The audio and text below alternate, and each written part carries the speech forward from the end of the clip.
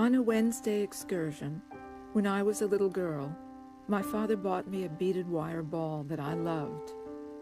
Its hinged wires traced the same pattern of intersecting circles that I had seen on the globe in my schoolroom, the thin black lines of latitude and longitude. As we strode up Fifth Avenue to Rockefeller Center, with me on his shoulders, I remember we stopped to stare at the statue of Atlas, carrying heaven and earth on his. The bronze orb that Atlas held aloft, like the wire toy in my hands, was a see-through world defined by imaginary lines.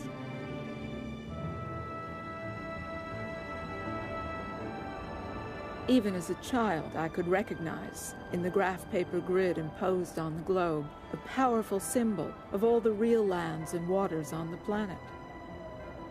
Lines of latitude and longitude remain fixed as the world changes beneath them, with national boundaries repeatedly redrawn by war or peace.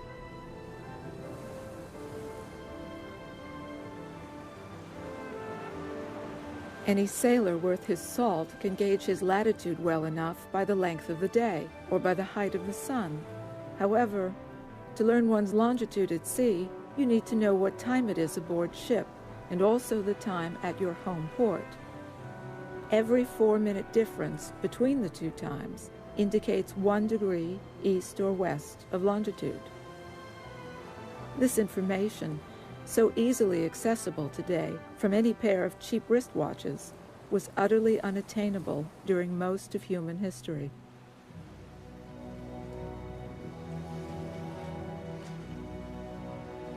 On the 22nd of October, 1707, Admiral Sir Cloudesley Shovel summoned the captains of the British fleet to his flagship, the Association. That morning, he had ordered the execution of an able seaman. The navigation of His Majesty's ships is the sole concern of His Majesty's officers. The crime was keeping a private reckoning of the ship's position and publicly disputing the Admiral's calculation. Ball of bloody twine! Every damned instrument in the possession of any seaman on any ship under my command confiscated. Any further questioning of our position will be treated as an act of mutiny and dealt with accordingly. That clear? Now, by my reckoning, we are here, 30 miles off the coast of Brittany. Gentlemen, what are your figures? 30 miles to Romney, sir. Captain Ainsley? The same, sir.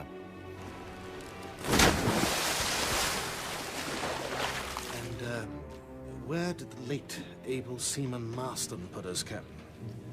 Here, sir. 90 bloody miles away, in the Isles of Scilly.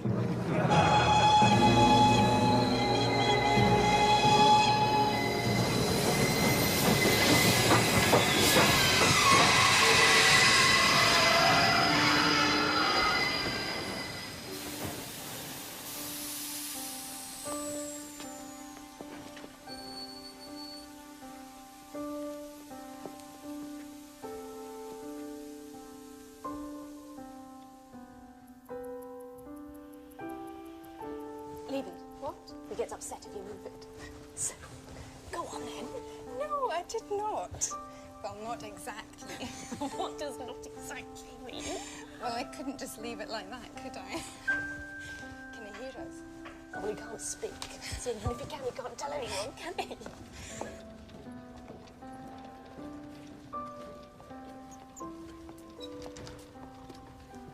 Lieutenant Gould, your reflexes are normal. There's no damage to your vocal cords. You can speak, if you choose to. For God's sake, you're not like the others out there. You're an officer in His Majesty's Navy. 4 years' service, exemplary record. You're expected to set an example. Broken, I'm afraid. I keep meaning to get it fixed. Fiddly bloody things, aren't they? I think I'll stick to human beings.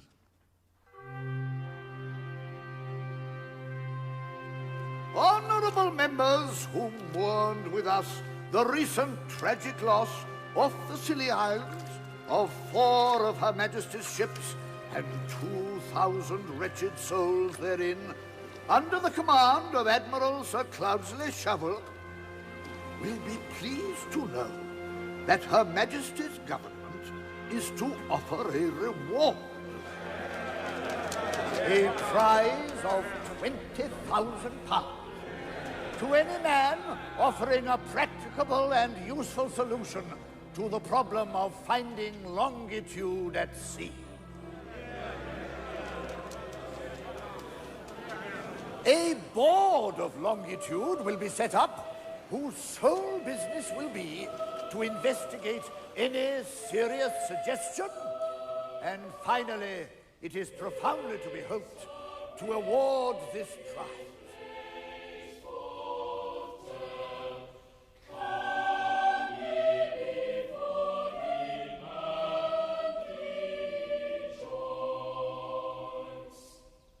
Thank you, gentlemen. Much better. I'll see you all on Sunday. William, you wait here. What do you think, Sir Charles? Extraordinary. Could you hear the difference? Mr. Harrison, does it matter? The sound is beautiful. Could you spare me a moment, sir? Of course. I mean, it's not just beautiful, it's divine. That's where the beauty lies. Each note on the scale is calculated by a mathematical formula based on the circumference of a circle, you see? Almost. The step between each note is composed of larger and lesser intervals, each derived from pi. It is divine because for the first time we are listening to music as the Lord intended.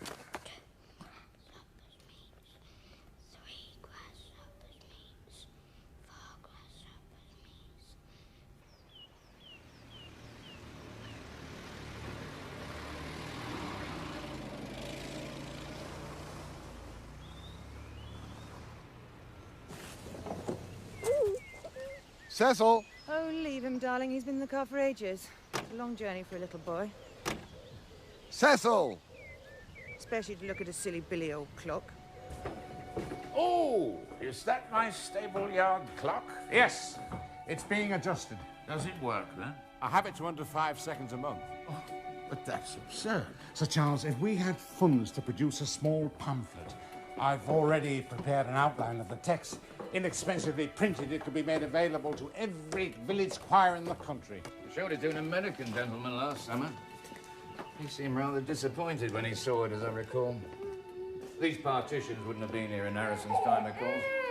But he probably did some work on the panelling. He was a carpenter by trade, you see. Yes, I know. This way.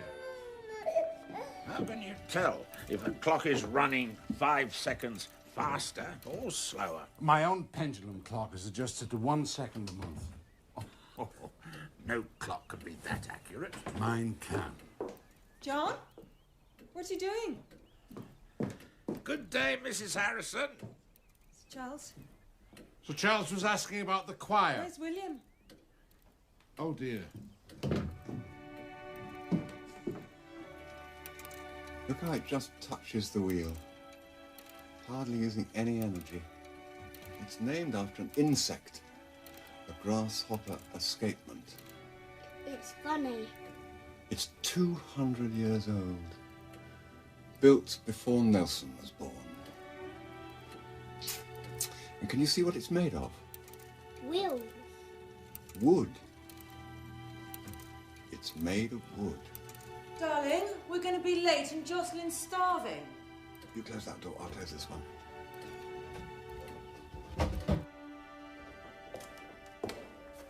William? What did he say? He said he'd think about it. Idiot. Is it accurate? Well, it wouldn't be there otherwise, would it now? No, I suppose not. It doesn't need oil, you see. The wooden bearings just lubricate themselves. You just wind it and walk away.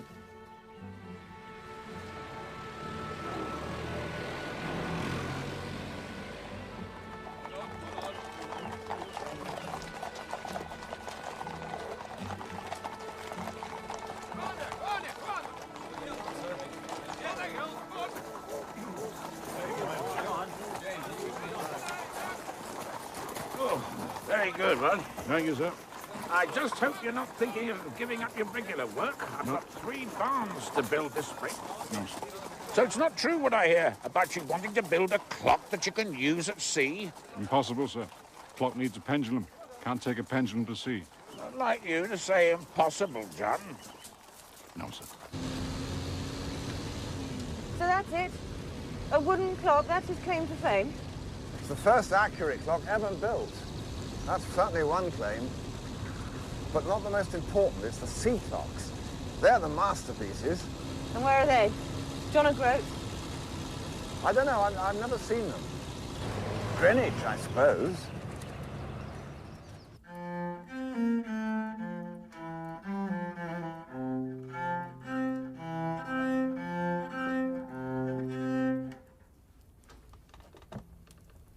Am I keeping you awake? You are, not the music.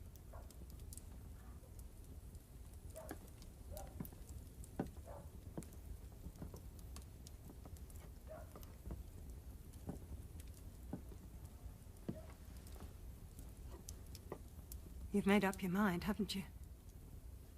No. You mean you're not going? Not going where? To London. I didn't say that.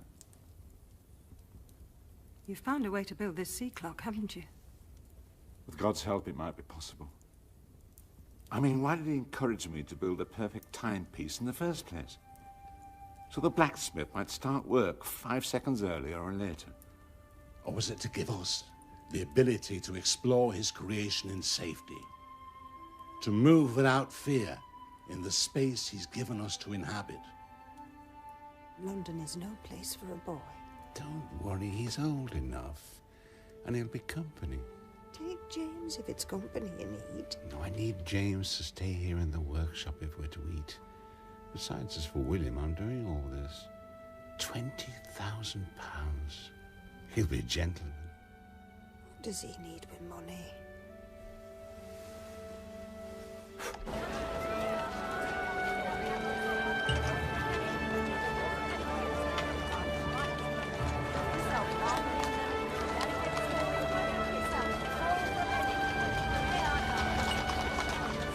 I wonder if you could... following deserts.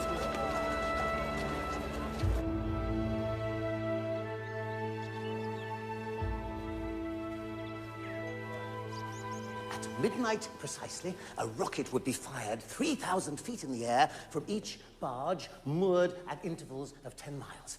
Thus.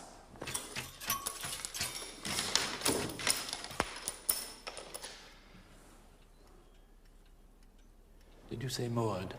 Yes, sir. The Atlantic Ocean is no more than 2 leagues deep at any point.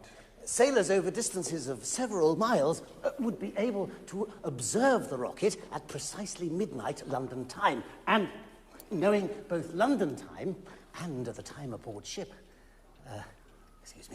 may calculate their longitude position simply and safely. How many of these barges do you propose? 600, approximately. And who exactly is to fire these rockets? Her Majesty's Navy, or, in time of war, patriotic citizenry. Anybody prepared, in fact, to live on a stationary barge in the middle of nowhere 365 days a year.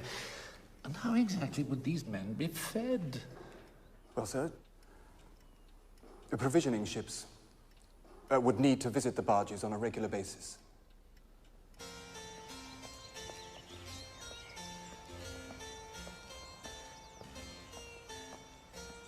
Now you wait here while I go in to see Dr. Riley.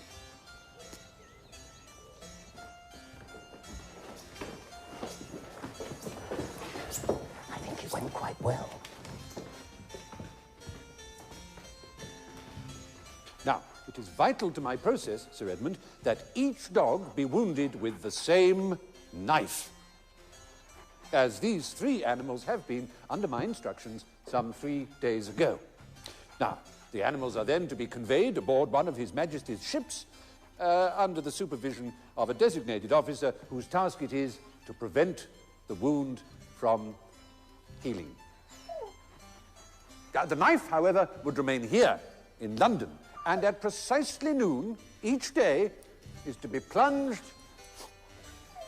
into the powder of sympathy, which would immediately aggravate the wound so that each dog, no matter how many thousands of miles away he may be in his particular vessel, would begin to howl thus.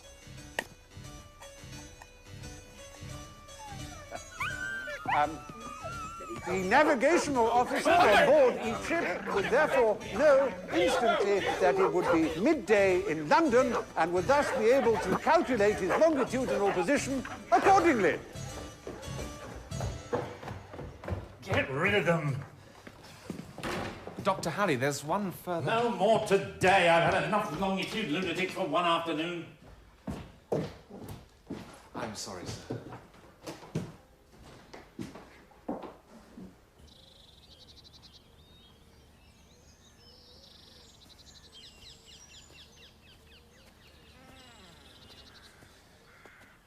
Don't touch that, boy! I didn't, sir. Honest, I was just looking. Do you know what that is? To tell the movement of the stars. How do you know that? It's my job at home. You have one of these at home? No, sir. We use Mr. Johnson next door's chimney. And pray, what is it that you learn from Mr. Johnson next door's chimney? The time. How can you tell the time with a chimney? If you stand in the right place, you can see Sirius. Sirius? It moves behind Mr. Johnson's chimney 3 minutes and 56 seconds earlier every day. We need the time for our timepiece to tell if it's true. And is it? It's bloody perfect, sir. William?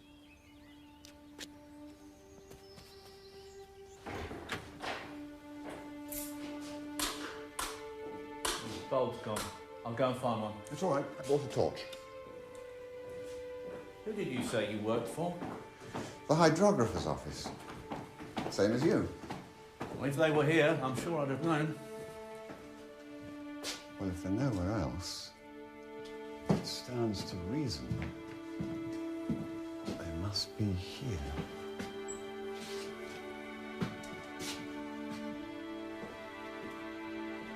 Mr. Harrison, whatever the solution of the longitude, it will not be a timekeeper. George Graham's clock here at the observatory is the most accurate in Europe, yet it loses 33 seconds a month in the summer and gains as many in the winter. But I have 2 timekeepers at home, sir, accurate to 1 second a month that hold the same time, both summer and winter. How can you possibly tell? By celestial observation.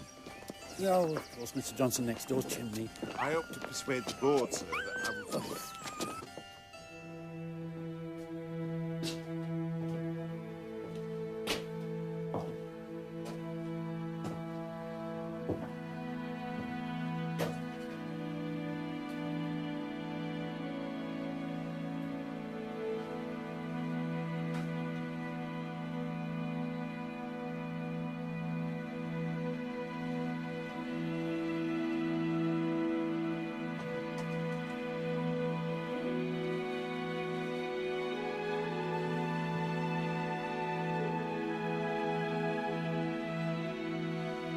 Mr. Harrison, there is no board of longitude. It has never met.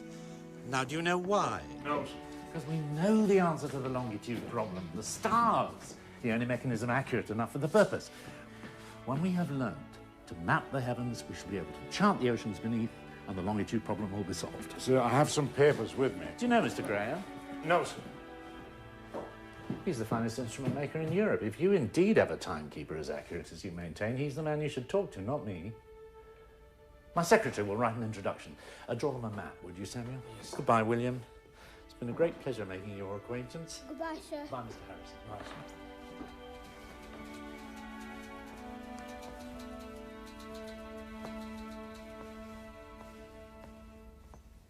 Excuse me, I'm looking for the Astronomer Royal's office. There seemed to be some confusion at the gate as to where he was. You found him. Things are still in a bit of a muddle, I'm afraid. We've had to store a lot of stuff. Is Sir Frank expecting you? Commander Gould, I have an appointment. Have a seat. I won't be a moment.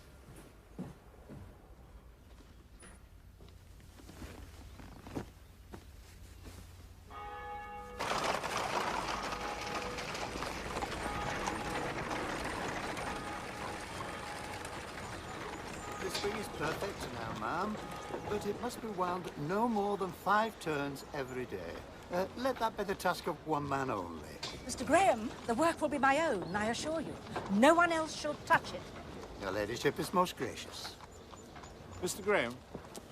Do you wish to make a purchase, sir? No, sir. Then please make your application to the door at the rear of the premises. I've been sent by Dr. Edmund Alley, sir. You better come in.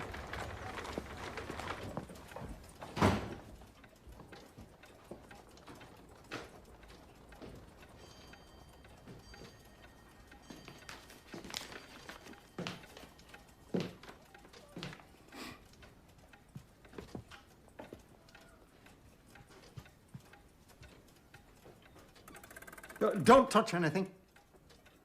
Please. 1 second a month, sir. You're either a liar or a fool. Who are you makers? Myself and my brother James. Really? Who are you apprenticed to? My father.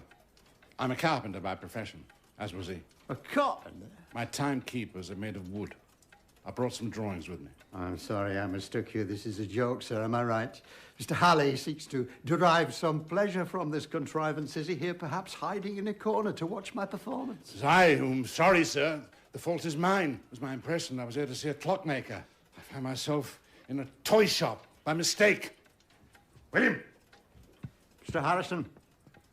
Summer and winter. How is it done? How is it done? The compensation. I use a pendulum of different metals that work against each other. Impossible. Doesn't work. I've tried it. It is possible. It does work. I built it.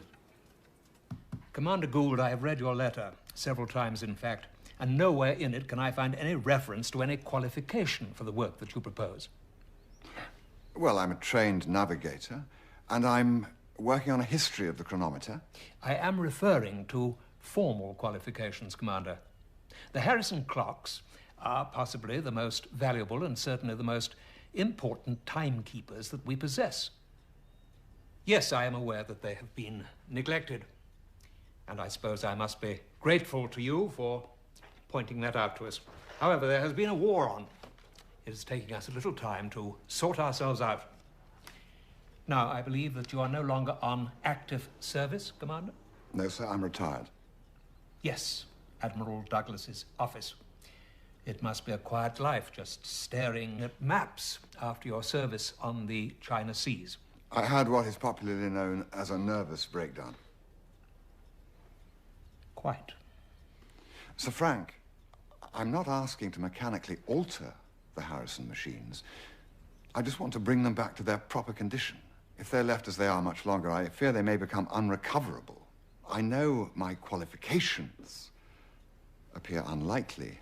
I can only plead that they're no more so than Harrison's own. And I promise I won't fall to the floor and foam at the mouth. It was not my intention to make light of your condition. Nor mine. What about the Admiral? Has he agreed to this? Not exactly. I'd have to do it in my own time. Evenings, weekends, that sort of thing. There can be no question of payment. I seek none.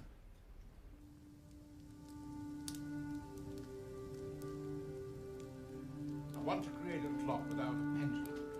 I brought detailed drawings of my ideas, which I want to submit to the Board of Longitude. The board is looking for a solution. I won't reward a theory. Besides, I'm not a mechanic among them. They're astronomers all. As far as they're concerned, the answer is in the heavens. May I? I'm a clockmaker, not a thief. Let me see your papers.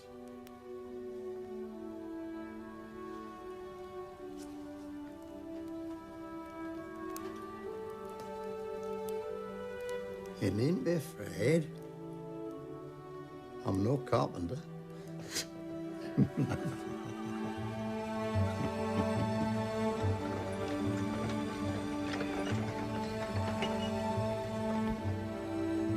May I tell her? You may. You.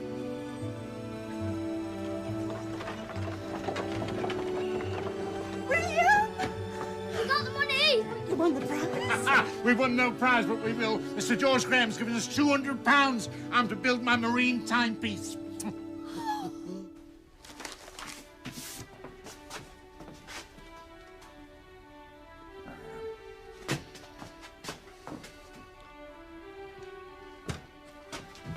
All right, sir? Yes, thank you. It is just under 200 years since John Harrison returned to Barrow with the money to start construction of his marine clock, which I shall call Harrison 1. No. Graham's money was not enough to feed his family and pay for tools and materials, so he was forced to continue with his work as a carpenter, alongside construction of the marine timepiece. Mark that. Thus, alone, without advice or assistance, Harrison set out to tackle a problem that had defeated every other craftsman on Earth. His solution to the pendulum problem was a new kind of mechanism that was not affected by exterior movement. 2 balances that could compensate for any angle at which the clock was held. He also incorporated into the structure the temperature compensation techniques that he'd used on his wooden clocks. And he then began a rigorous program of comparison between the sea clock and his original regulating clock. Keep it steady, William. It's too close to the fire. Nonsense. Now we have 2 enemies, the climate and the inclination of the oceans. We must be sure, as the piece is heated, be it by the Jamaican sun or by the fire, that the movement doesn't change. Is it cold enough in here? Yes. Oh, that's good. Yes. Now, the rule set by the pendulum allows us to fix the motion to 1/20th of a second. Louder, James! Well, William. 4 seconds. 4. So the sea clock is losing a second an hour to the pendulum clock. We must keep making adjustments, make it perfect. Each adjustment of the new machine required that it be fully dismantled, which is an extremely demanding task.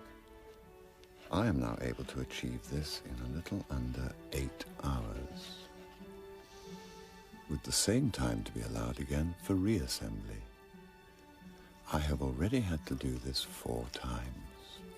Harrison, when he was adjusting the clock, must have done it hundreds of times. Steady now. That's good. Keep it even. Steady now. 59. Start your count. Carefully now. 51. 52.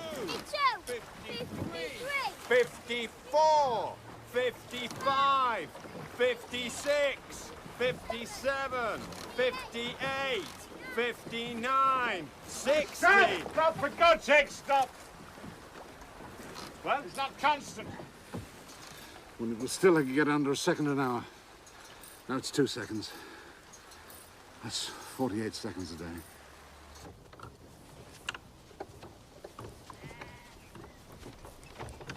Is 48 seconds so very much? On a 7-week voyage to the West Indies, that's over half an hour, which would mean an error of nearly 500 miles. We can't afford to lose more than a second a week. Is it possible for a machine to be so accurate? John believes it is.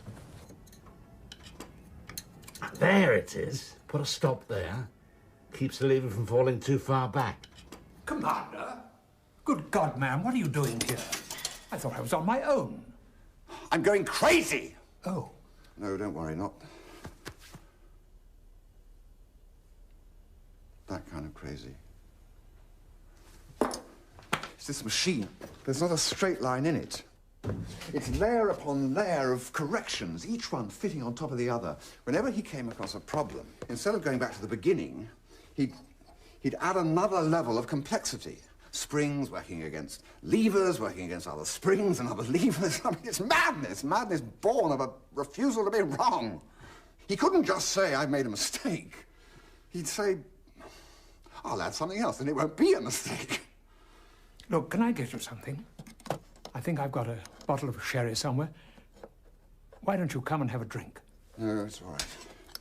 I'll be right in a minute. Well, if you're sure.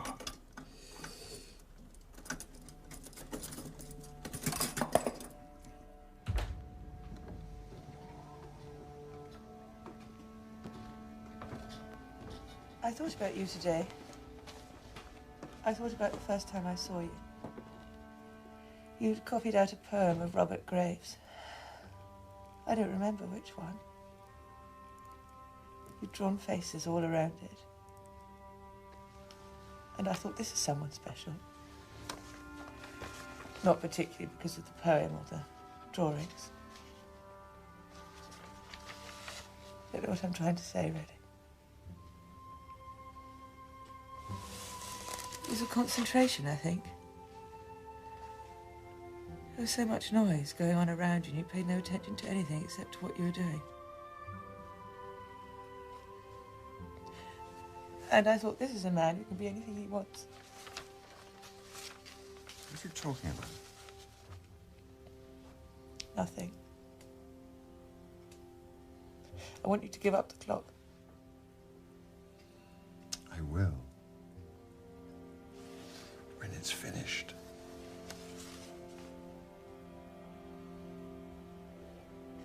Yes, I knew you'd say that. Silly of me, really.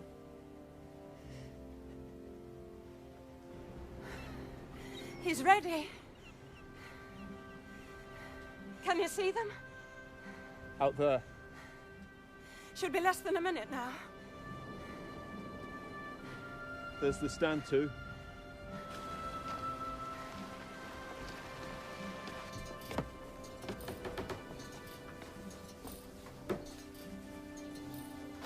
Can you see him? No! William!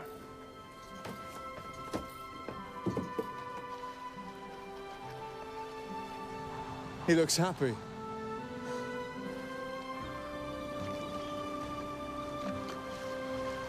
What happens now? London. And then the West Indies. If it's to win the prize. Oh, God. The machine moves with an elegance in every detail that I've never seen surpassed, where every action is greeted by an equal and opposite one. Come, see for yourself. Be brave, sir. It's built to withstand the greatest storms ever faced at sea. I have myself tried with the utmost vigour to disturb the motions of the balances. It is incredible. And at sea, the clock will be housed in a protective casing which will also contribute to its stability. Mr. Harrison, it seems I misjudged you when we last met. And looking at it, I perceive that I must adjust the Society's clock. How can we help you? I wish to apply for a trial at sea.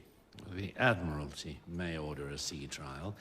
I will prepare a letter with the authority of the Royal Society. We will all sign it, testifying to what we have observed of your timepiece. Take it to the First Lord, and if you meet with success, be assured the Longitude board will be assembled. Thank you, sir. Well done. Thank you. Well done. Thank you. The Board of Longitude has three elements: academics, sailors, and politicians. Now, you've met most of the academics at the Royal Society, and they support you. And if you can convince the Admiralty, then you have 2/3. That only leaves the politicians.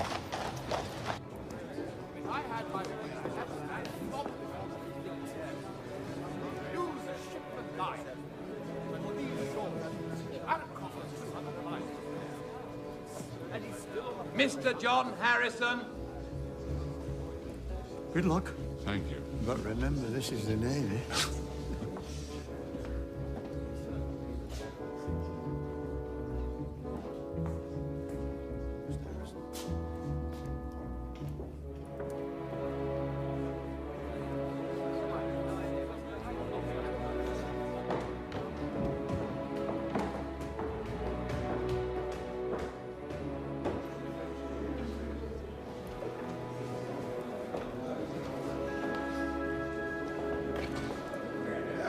It's no good then, no good. No, which we should have to order them all back.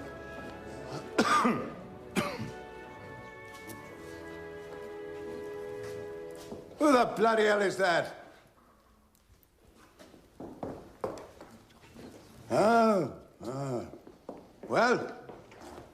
My lord, I come to humbly beseech you that you see fit to send my machine for determination of the longitude for trial at sea. Bloody Spaniard did that to me. Bloody useless ever since what?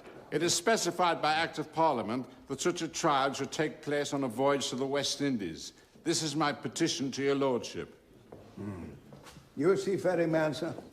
No, sir. Pity. What? Well, I have the certificate of your mathematical friends at the Royal Society, Mr. Harrison, but I am no scientist. May I ask a simple question of you? Yes, sir. Will your machine keep its time at sea? Yes, sir. I believe it will. I have seen men die where they should not, too often not to pray success for your endeavor. God's blood. It's an improvement on sticking a knife in a damn dog. Well, get me the Portsmouth list. I cannot promise you the West Indies, but we'll find you a ship. John, I do not ask you to be a politician, God forbid, but you must not assume that every man is your enemy. But why Lisbon? The Act of Queen Anne says the trial must be to the West Indies. Be patient. The journey is short. You'll be back in less than a month if you're lucky. And if the machine performs, the board will have to order a further trial. Have you been to sea before? No. You may be glad of a quick voyage.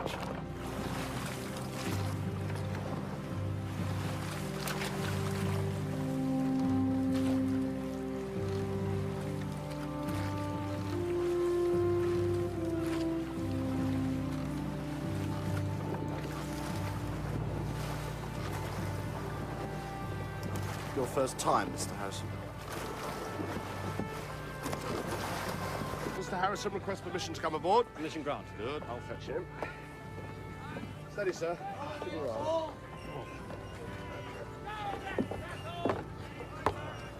Mr. Harrison. Lieutenant Bertie. Lieutenant. Captain Proctor presents his compliments and advises you to stow your machine in the great cabin. Has he seen it yet? I don't think so. Good God. Steady there! Please ask your men to be careful, Lieutenant. Don't worry, Mr. Harrison. This is the Navy. Close it down, forward men on the double. Steady there. Get that whip off her. Campbell.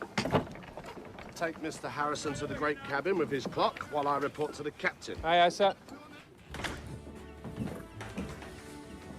This, sir, is the so-called great cabin, Captain Proctor's private quarters. That's where he sleeps, and in there's where he eats his supper. Smaller than I imagine. Aye, and it'll be smaller still with your machine inside it. Machine won't fit. Case is too loud.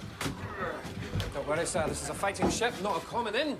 Gentlemen, will you give me action stations? Aye, aye.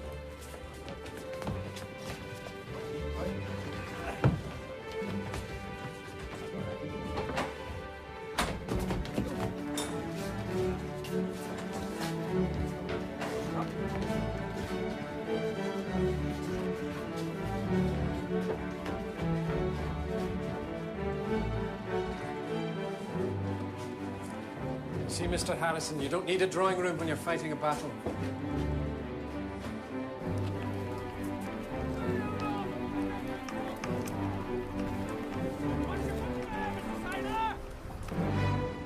Prepare to receive the Admiral's signal. Got a standing by, sir.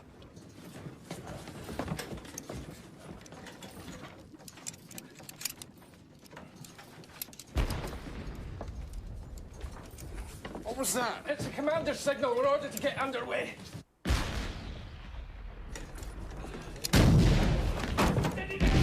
Number 2 gone! Fire! Right there! 3 gone! Fire!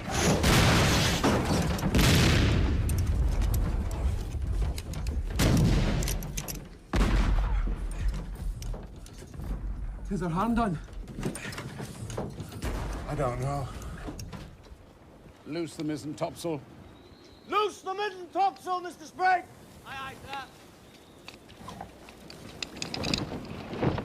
Green ho!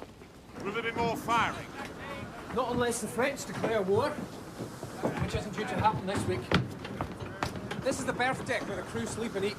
The wardroom where you'll be quartered is just above us. And don't pay any attention to what you've heard about Navy food.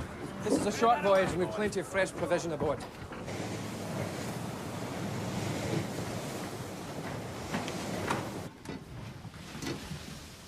Gentlemen, this is Mr. Harrison. Make sure you look after him now. This is Ned and Seth. Aye, sir. Aye, sir.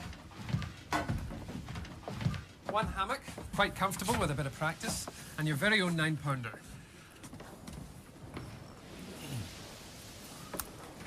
Whose quarters are these? Oh, don't worry about Lieutenant Draper. It's a short trip, and he and Lieutenant Bertie are on different watches. I'm afraid you must excuse me, but I should go back on deck. The air here is... Poisonous.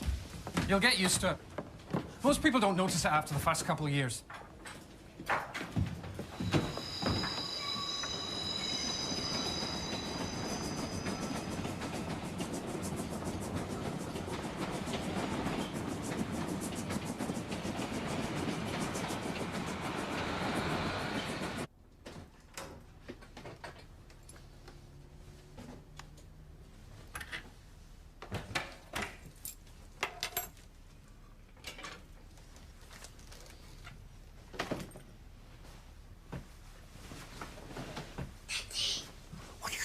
It's the middle of the night. You little pickle. Should be in bed. Where have you been? At work. On the clock? Yes. How did it get broken? I don't know. I suppose somebody didn't take care of it properly. Darling, is that you? Yeah. Why are you waking the children? I'm not waking them. Well, you've woken Laura.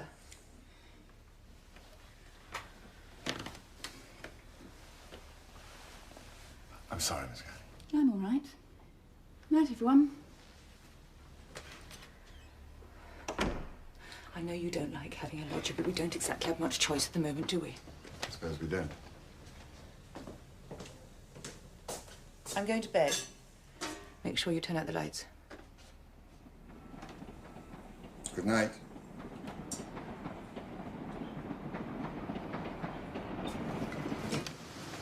Captain in the wardrobe. Relax, gentlemen. I came to see that our guest was comfortable. Mr. Harrison chose not to dine this evening, sir. His stomach did the choosing.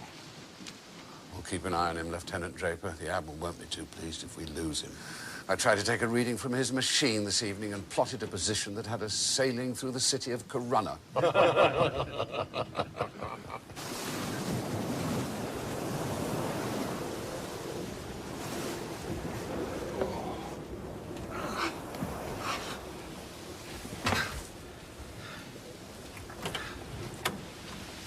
I brought you a little broth.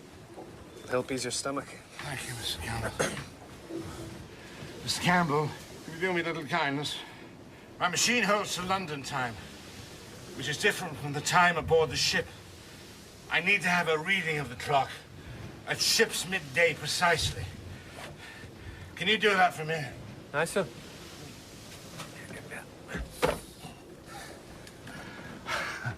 I'm not much of a sailor, I'm afraid.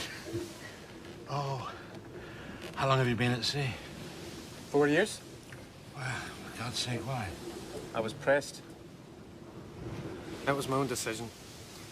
I was apprentice to the master of a cutter out by Argyle. We'd heard there was an English frigate pressing men farther south, but we didn't expect to find them anywhere near us. Yeah, what happened? We gave them a good run, but they caught us in the end. They had twice the canvas. They took every man except myself and the master. We two were supposed to get it back to port. But you didn't. The first mate was a good friend of mine. He'd been married 2 weeks before. He was in a terrible way. I offered to take his place. All hands! Try and finish your broth. I'm no matter, Mr. Harrison. I was young. And I didn't want to spend my whole life in a cutter.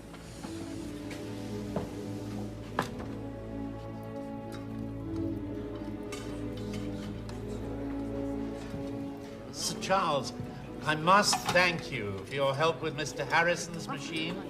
Mr. Halley, if your machine can do what its maker claims, then I will make you a promise. Within 12 months, His Majesty's Navy will control the high seas. No one will move on water without our permission. I'm not sure that is quite what he has in mind. Who cares what is in the man's mind? Very little, except the ticking of his damn clock was my impression. But if he gives us the power to navigate the ocean without holding on to each other's coattails like blind men in a brothel, I'd give him £20,000 a year. What?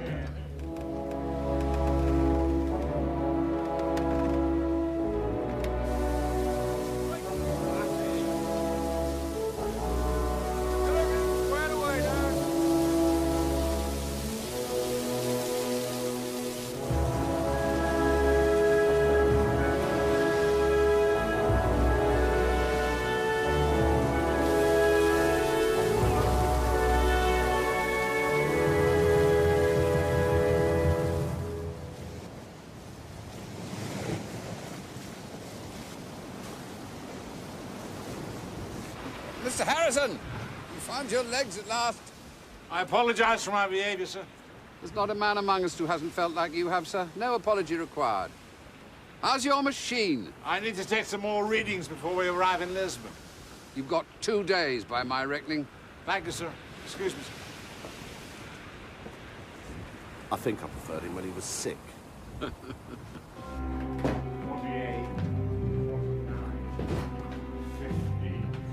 51, 50.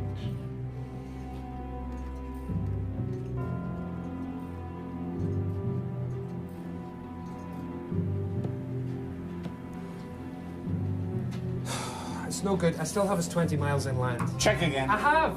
Well, my reading on the first day was close to Proctor's. For the last 2 days, my clock has lost 2 seconds, 3 seconds, maybe 4. But according to the map, we've lost 4 minutes or more. Map must be wrong. We sighted Cape Finisterre this morning. The map is true. I'm writing a report to the Admiralty about your machine. They wish to know if the voyage has been a success. I'm not entirely sure what to say. I cannot tell till I get back to London and compare it with my pendulum clock. I suppose you think I'm a bloody fool. Well, don't worry, I'm used to it. But I know a little navigation, and I can read the time on your machine. It's not showing the true longitude. You do realize that, don't you? Yes. Now, do you know why it isn't working? Something's happened to the machine. Some kind of accident while I was ill. You mean it stopped? I'm not sure. Perhaps. I'm over 4 minutes slow. Yet while I've been with the machine these last 3 days, I'm certain it kept true time. It is indeed remarkable. Well, we must tell the Admiralty then to wait till you get back to London, then, mustn't we? Thank you. Thank you.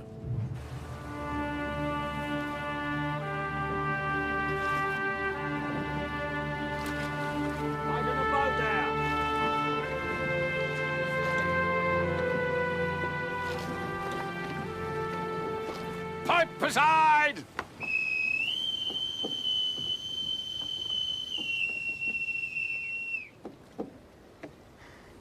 Captain Proctor, excellent time. No sign of the Dolphin, who left 2 days before you? Thank you, sir. Who is that? Admiral Sir John Balkan. Not a man I'd wish to sail with. His ships have a habit of being captured. Maybe because they're usually weighed down with wine and tobacco.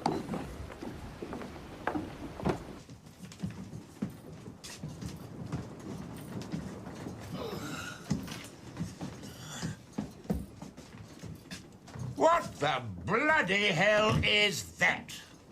It's a timepiece, sir. Ah, the carpenter's clock. I'm supposed to take charge of its return. Admiral Wager's instruction. Does it work? Mr. Harrison says he won't know till he's back in London. What a monster.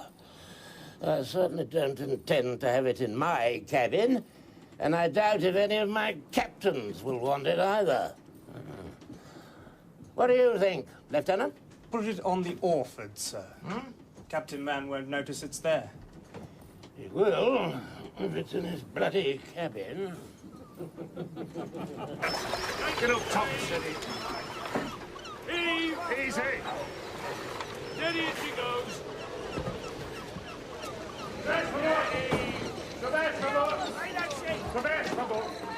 Well, the accent needs a bit of work, but you seem happy to be on dry land again. I've decided what to do. I'll take a sighting here in Lisbon and calculate Lisbon time on the voyage back. So you can start with a clean slate?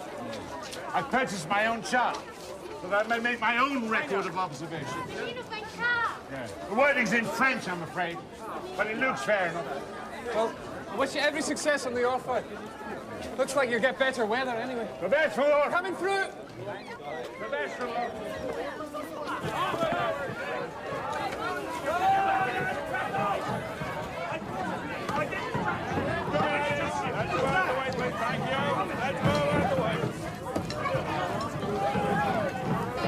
Mr. Harrison, my orders are the all up deck aft with the other stores. Sir, it cannot go down there. I need more light, room for it to move, and easy access to the deck. Sir, this is a very crowded ship.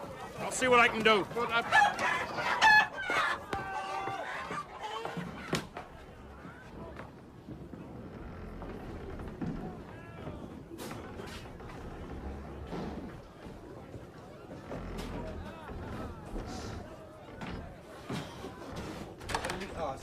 Cafajeste, o que você tá pensando? Você tá pensando que foi eu que peguei? Você tá me chamando de ladra? Não sou ladra, entendeu? Não sou ladra. Para que você pega uma doença! O que é que você tá olhando? O que você tá olhando, você também? Sai da minha frente! Do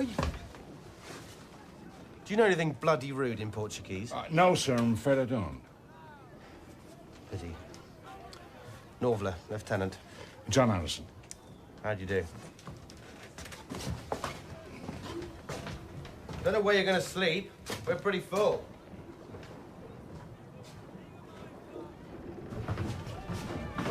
There you go.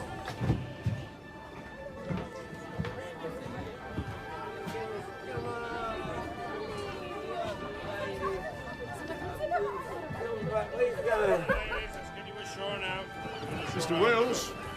Mr. Harrison. With your permission, I'll bring my machine down here. That's the gun deck. I need space and light. There's nowhere else. Besides, the center of the ship should give it an easier passage. If you'll excuse me, Mr. Harrison, I am rather occupied at the present.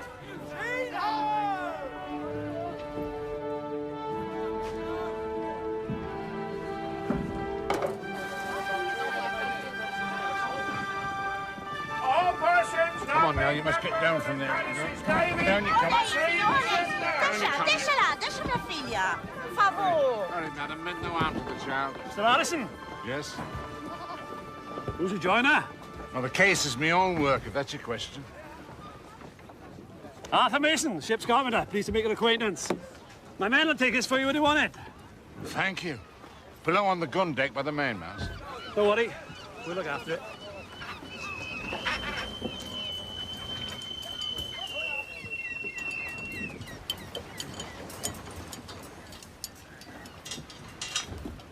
Thank you, Lieutenant. Give me your arm a moment, will you? Will you ask Mr. Wills to attend me in my cabin? The Admiral expects to weigh anchor on the evening tide. Very good, sir. Get this chair stowed away. Look sharp. Aye, aye, sir. Lieutenant Norvler, was the port wine loaded according to my instructions? 70 cases, sir, all accounted for. Good, good. Mr. Wills?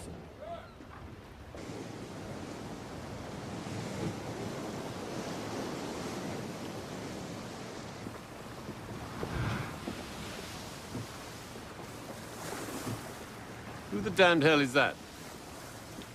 Mr. Harrison. We got a signal from Admiral Bolton. The bloody carpenter? Will you kindly give him my compliments and inform him that if he's going to wave that octant around on my ship, he can confine himself to the forecastle, where he may be less disturbing to members of the crew. Get on with it, man. Yes, sir. Mr. Harrison.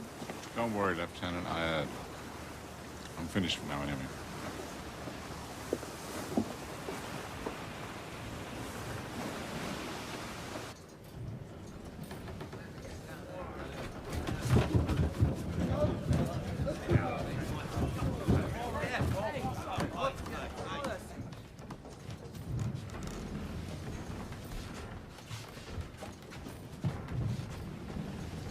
What's the matter, John Skillick? Ain't you never seen a clock before? What's it doing here? It's a marine timepiece. Navigation device. Help you get home. How are you going to navigate down here in the bloody dark, eh? Because I can find where we are by knowing the time. Yeah? How's that? There's only one sun. Cannot be in two places at the same time. When it's dark on one side of the globe, it's light on the other. The sun passes over a given point once every 24 hours. If we can find out how long it takes the sun to get from Jamaica to Portsmouth, it's simple to work out the distance between the two. So where are we then? We're here. Bosun's mate, I want all these hammocks slung. Hammocks up! Come on, hammocks up! If your machine is a disturbance to the men, Mr. Harrison, it'll have to go. I'm not intending to disturb anyone, Lieutenant. Good.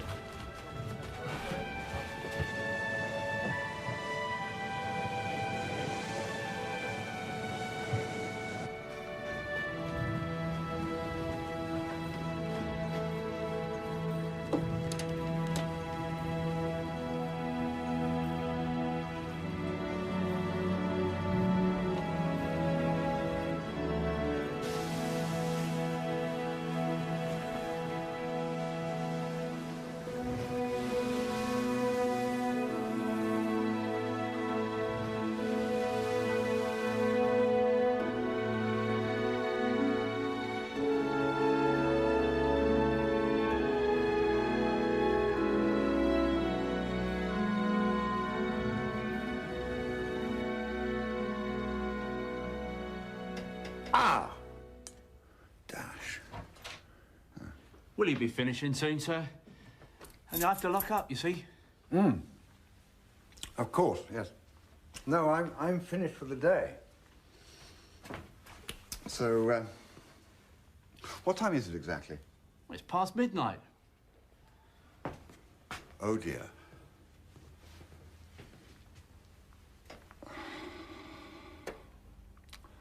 Oh, dear.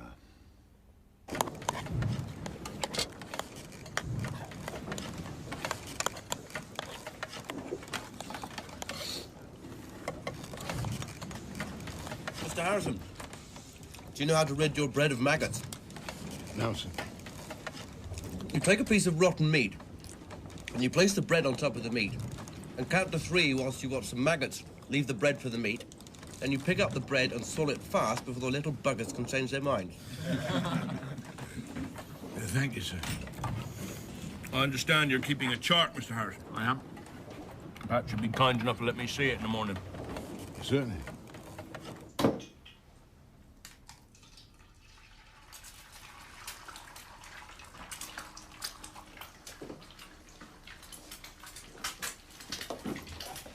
I didn't hear you come in. I tried not to wake anybody. Rupert, how long is this going to go on for? You know what I'm talking about. Do you remember when we used to discuss you becoming a lawyer, studying at the bar and all that?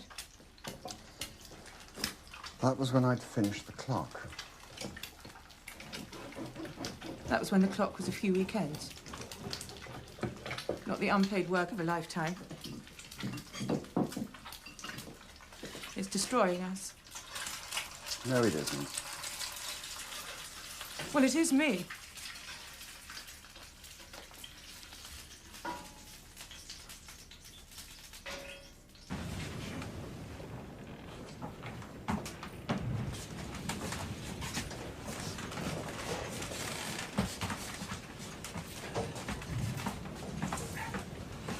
I brought you a piece of fish. No, thanks. Don't worry, I caught it myself this morning. Thank you. You tell me what you want to hear? Makes no sense. According to this, we aren't headed for England at all, but for the Americas. Well, we're sailing west, that's for sure.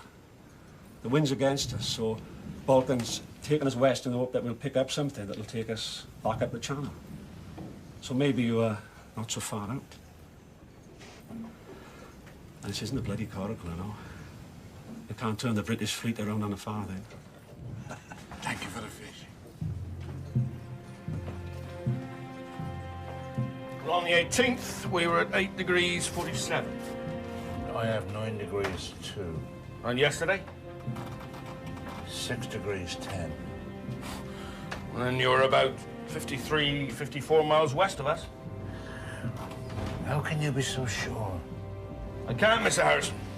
Not till I see land. But I know these waters well. I don't think I'm wrong.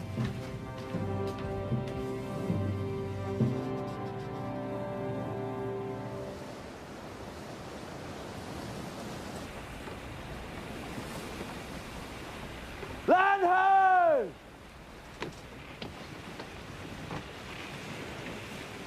There it is. Start point. I have it. Mr. Wills, can you show me from the map where we are? Here, sir. You'll see the berry head just there in a moment. Mr. Wills, according to my calculations, we're here. That is the Lizard Rock. We say on this course, it's Dodman's Point we'll be seeing. No, sir. Sir, I've slipped by my machine for 30 days, taken a reading from it every 6 hours. I am not mistaken. Mr. Harrison, did you ever see Dodman's Point? No, sir, I did not. Well, pray God you never will in a southeasterly like this, or that sight will be your last. That is the Blackstone. What do you mean that sight will be my last? If you were right, Mr. Harrison, and we were passing up through the manacles with the wind in the southeast, we should be smashed to pieces.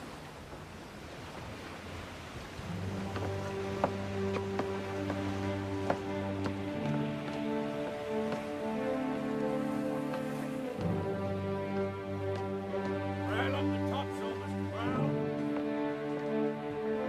Into the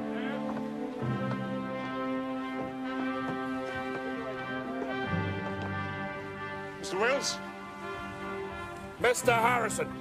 That was the Lizard Point, Mr. Wills. And over there is Dodman's Point. I staked my life on it. What's he saying? That is Dodman's Point. You're 60 miles west. Lieutenant Stewart, escort Mr. Harrison below and confine him there until further orders. Excuse me, sir. It's a gallant lookout reports Eddiston on the starboard bow. I have it. It's the Eddiston, all right. So we must signal the Admiral. The Admiral is closer than we are. If he can't see our position, who am I to suggest otherwise? Our orders are to keep station. Sir, we have very little time. I can signal the master of the Princess Amelia. Gentlemen, I'm going below. Lieutenant Norvler, take charge.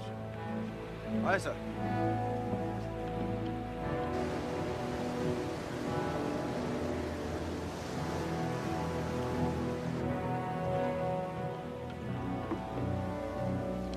Mr. Wills, send this signal to the Princess Amelia immediately. What are they doing? Can't change course without an order from the Admiral. But how can they warn them? Cannon, Mr. Harrison. And we'll have to reply. Mr. Stewart, prepare to put her about. Better get below. Bosun pipe action station. Have the gun stand by to fire 15 rounds.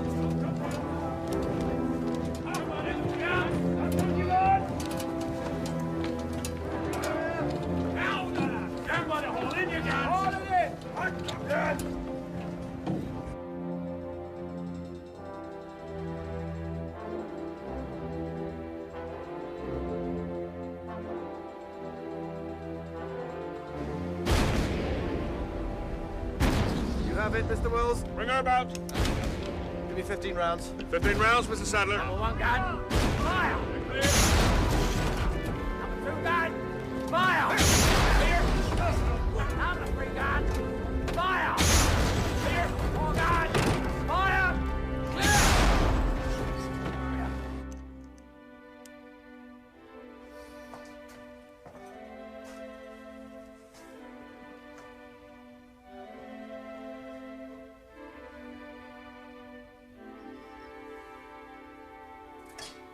Can we clear the point against this wind? Will take some time, but we will. We have to.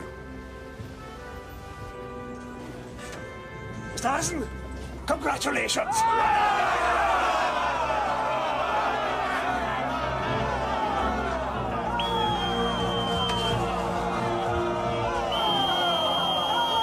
Bosun's mate, all hands on deck. Need every man at his station. We all have you to thank for our lives, Mr. Harrison. Congratulations, sir. Thank you. Liza! Is Sir Frank in? No, he isn't. What's the matter? Nothing, don't worry. Good God, man, what's the matter? Come with me.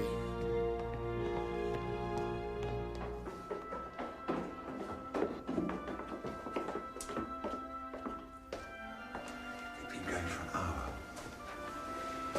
I've just been sitting here staring at them. Hardly daring to breathe. That is incredible. Completely and utterly incredible. Is everybody all right? I'm very all right. Is this it? It's beautiful.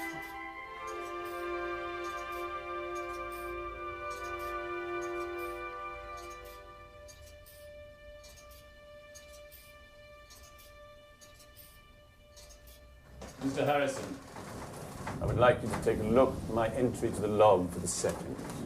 You will see that it reads that Admiral Balcom fired 15 guns, ordering the fleet to disperse to their destinations, which they did in an orderly fashion after giving an answering signal. That isn't true. I'm showing you this so that you will not suffer from any confusion at a later point.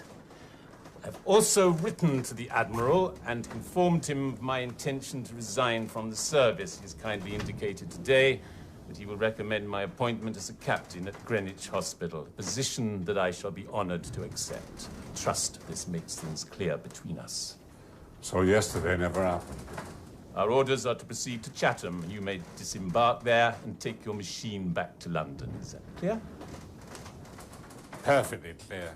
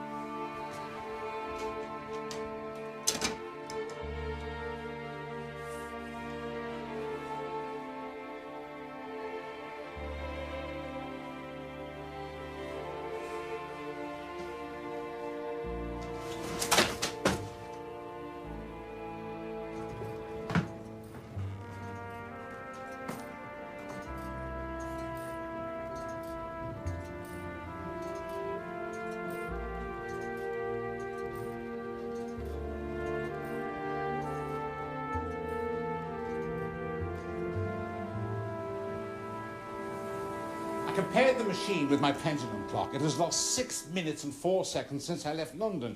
Yet the journey back from Lisbon took 32 days, and I believe it kept near perfect time. Something happened on the Centurion, something I don't understand. Well, you need another trial. No, I need time. Time to think. Time to test it again, but not at sea. It's too big. I realize that now. The Act of Queen Anne demands a practical solution. It's impossible. The machine is perfect. You should have seen the people who came in the shop today to see it. The test was useless. I have no proof. No one will believe me. The machine is impressive, Mr. Harrison, and you assure us that on the Lisbon test it performed well. Yes, sir. But you have no documentary evidence for that. No, sir, I do not. But I'm not asking for the test. No copy of the ship's log, no certificate from the ship's captain. If the machine performed as well as you suggest, does that not seem to you a little strange? I understand that there is no proof, but... Mr. Bradley, the Admiralty has had some difficulty in obtaining Captain Proctor's papers since his untimely death in Lisbon in October. Captain Mann, as we've already discussed, failed to report the timepiece in his log. This is why we're discussing a further test. My lord, is it wise to squander our resources on a second test when there is no clear evidence for the success of the first? Particularly when other research, Sir Edmund Halley's lunar observations, for example, is proving very successful. Mr. Harrison, are you prepared for such a test? No, sir, I am not. My point, I think, gentlemen, the machine is no good. The machine is good. I've tested it myself day and night in my workshop since my return under the most extreme conditions. but I intend to produce a better. However, I must ask for additional funding. I beg the indulgence of your lordships in this matter, but I can assure you that since my voyage, there's no man on earth more eager to solve this problem than myself. Mr. Harrison, we do not doubt your enthusiasm, but it is not the business of the board to speculate upon it.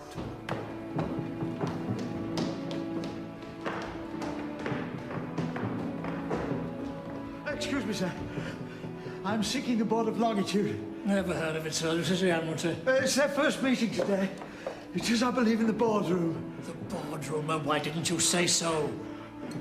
You're looking at it. Obliged you, sir.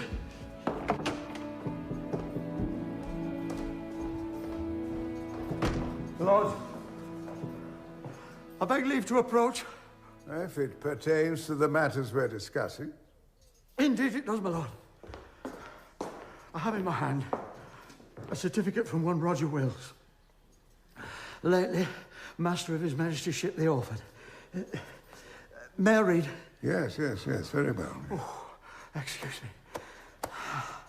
I haven't run so far since I was a child. Refreshments for the gentleman. No, my lord. Thank you, my lord. This is the passage. When we made the land, according to my reckoning on others, it ought to have been the start. But John Harrison declared to me and the rest of the ship's company that according to his machine, it ought to be the Lizard, the which, indeed, it was found to be.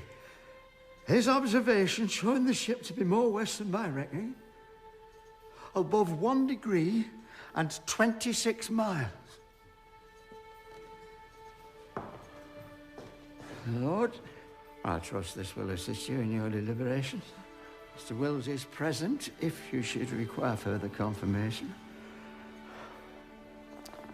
Thank you, Mr. Graham. Mr. Harrison, would you excuse us for a moment, please?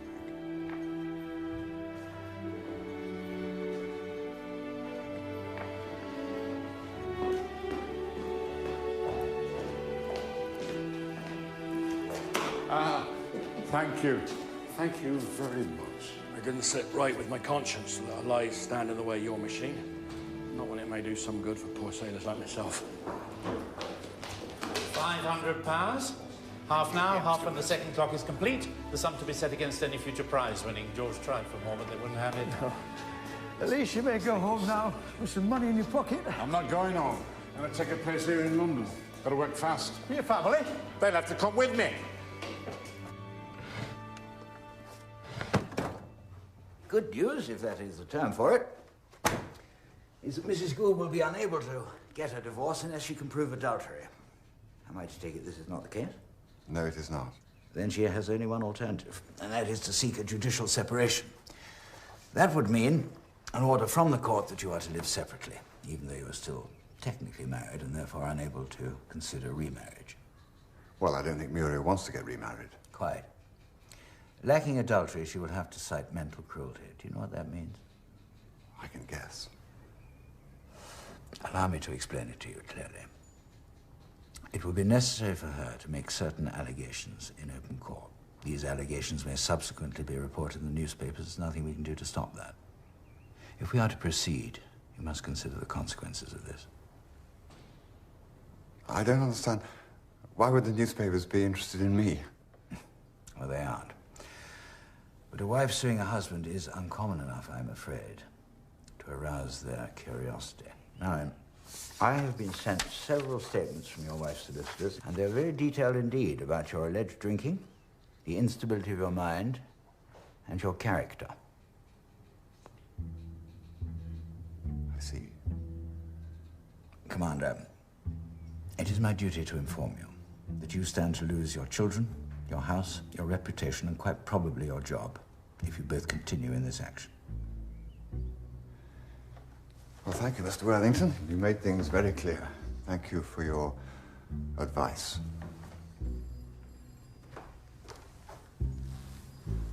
I wonder, do you think Muriel understands all this? I'm sure Mrs. Gould is competently advised. Yes, of course. I'm sure she is. Thank you. So there's 2 bedrooms, small attic room, and this is the sitting room. I see that the machine has already chosen its quarters. The money that board has given is to pay for a new timepiece. Not much left for us, I'm afraid. It's the best I could do. How long? 2 years at most. And then we go home? Then we go home. Right. Let's get started then.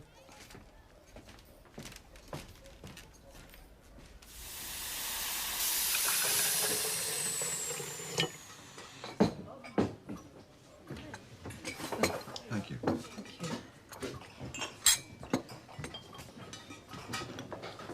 Won't you have a cake? No, thank you. Oh, I've got some pictures for you that Cecil drew. Mm-hmm. My God, I can't find them. I've forgotten them. You will mention them to him, won't you? One with them was off a boat, and the other, I'm not sure. I'll post them. But do be sure to say something.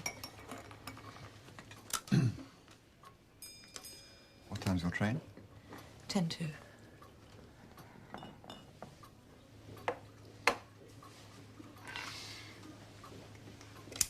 I finished the first one.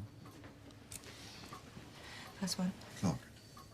It's so beautiful. I wish you'd come and see it. I think they're going to let me work on the second one now. That'll be harder, of course. It's smaller and more compact.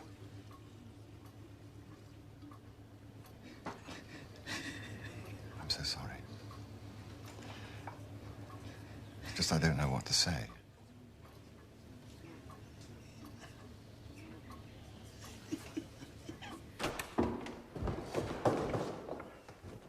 I'll be here in a moment. I only wish Halley had lived to see this. He understood your work. The Earl of Macclesfield fills the board with astronomers, confident the lunar method will win. They don't have much sympathy with us poor mechanicals, I'm afraid. I don't need sympathy. Maybe you don't. You do need money.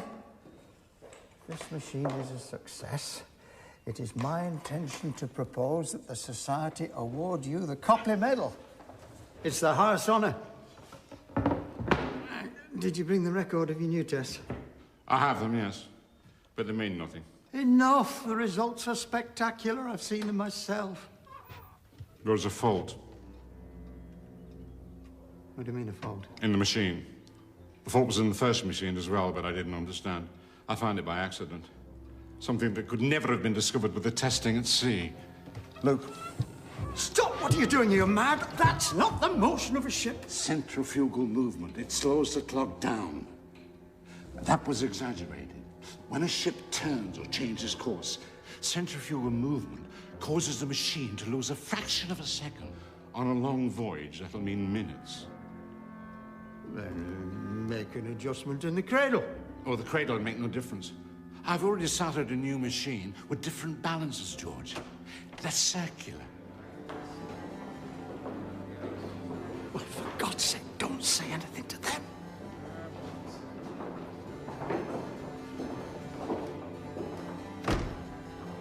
Gentlemen.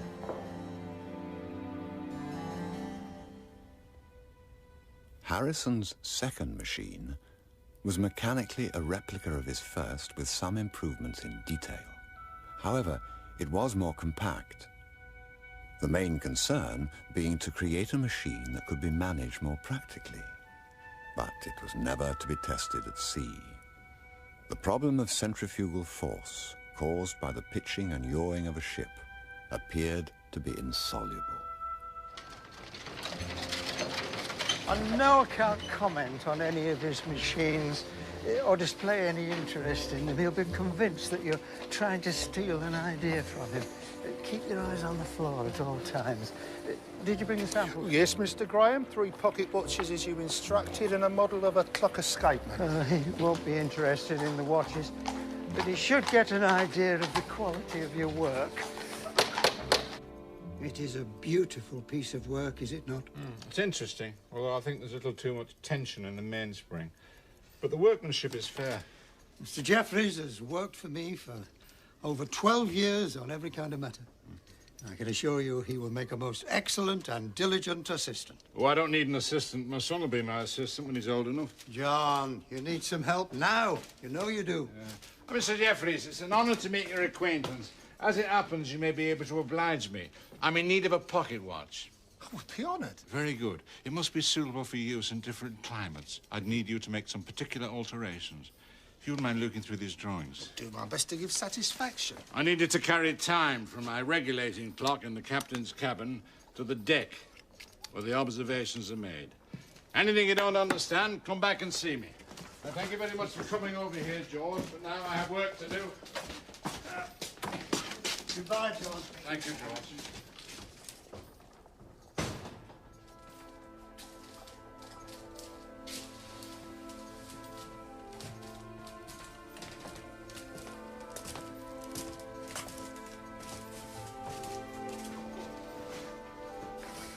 Why would you not let them see anything?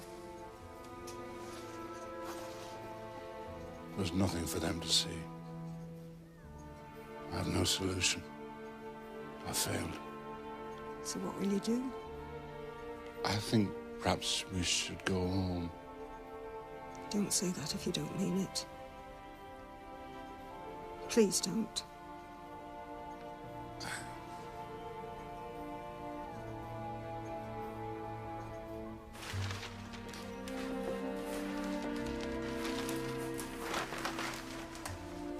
Sir Frank's expecting.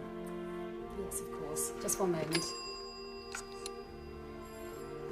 Commander Gord is here to see you. You can go in now.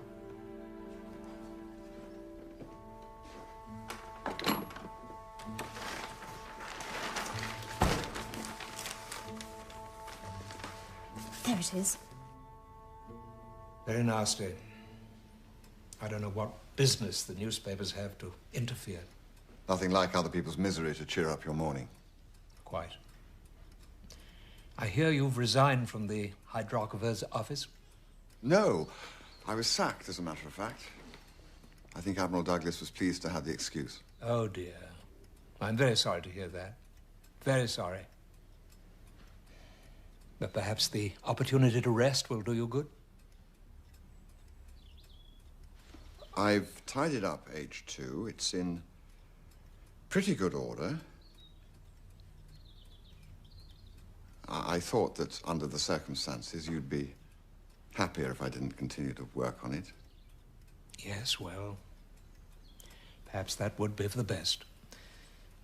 If it would suit you too. Well, thanks for dropping by.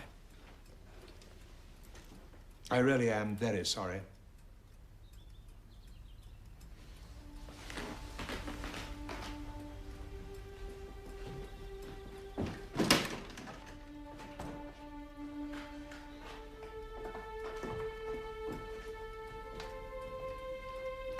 Gentlemen, I am most pleased to announce the presentation of the Prize Medal of Gold, annually bestowed by this society, to Mr. John Harrison of Orange Street, Red Lion Square, in consideration of those very curious instruments invented and made by him for the exact measurement of time.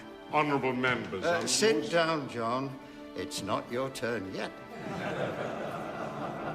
I call upon Sir Martin Fuchs to give an account of Mr. Harrison's achievements.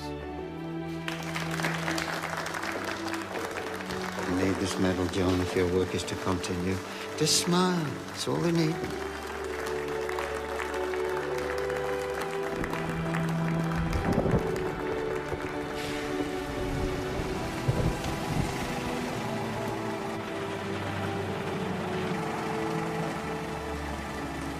There's another bag in the back, and that's everything.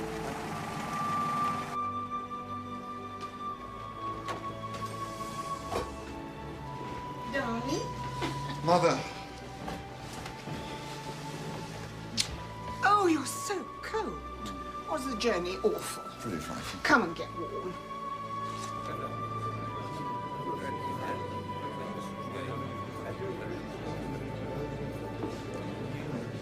Mr. Harrison, I must congratulate you on your services to horology. Your machines are truly masterpieces. As for the Longitude, well, you came close. But I think you must admit that the matter is now best left with the astronomers.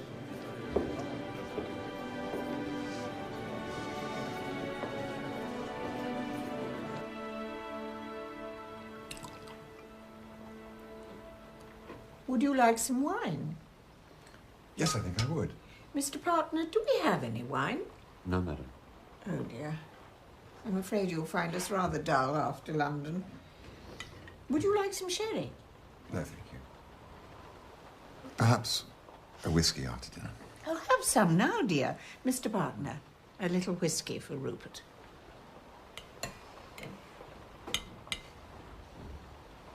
So, dear, have you thought what you're going to do? No, Mother. No, I haven't.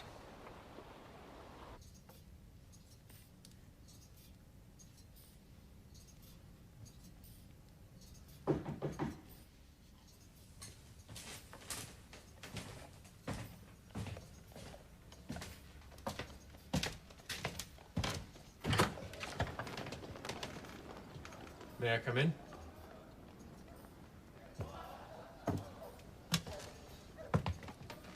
I'm sorry to call so late. John! It took me a long time to find you. What's happened to you? Did you not hear about us then? You stayed on the Centurion. Aye, I'm a lieutenant now. Sailed round the world with Lord Anson. And I'm a rich man.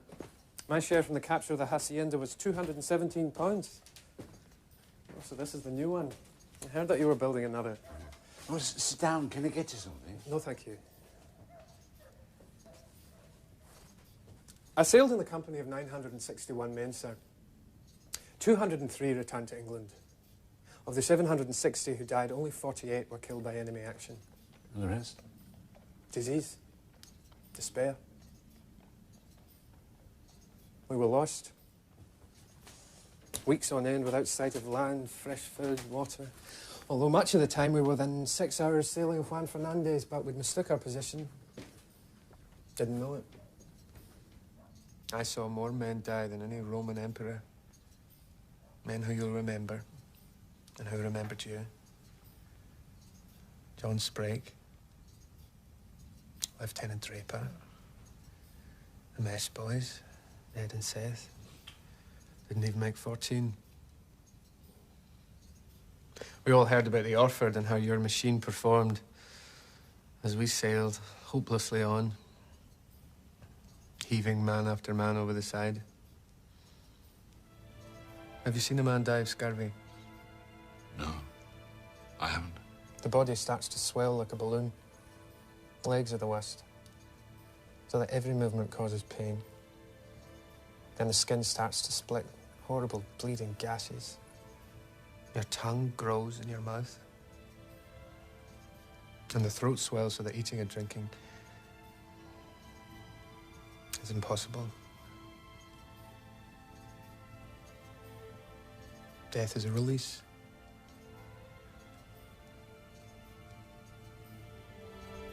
I thought only of one thing. A piece of twisted brass spinning.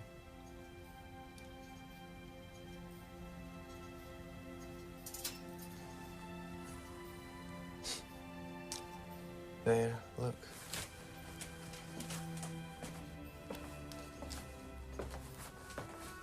Its little heart still beating.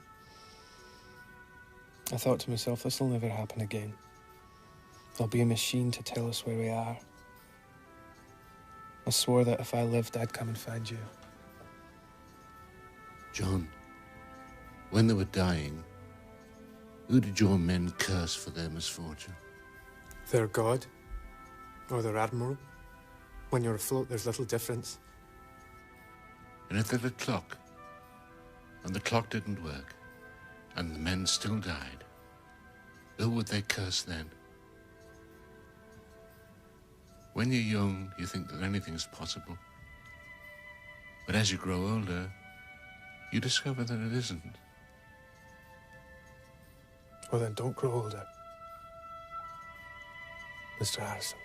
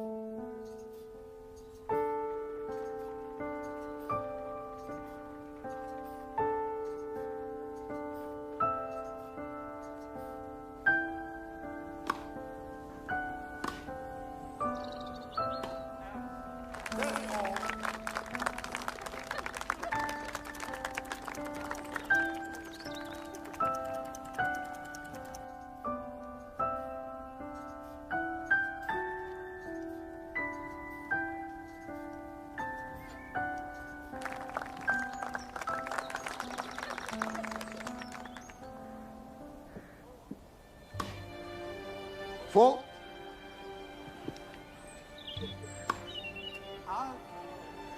30-40.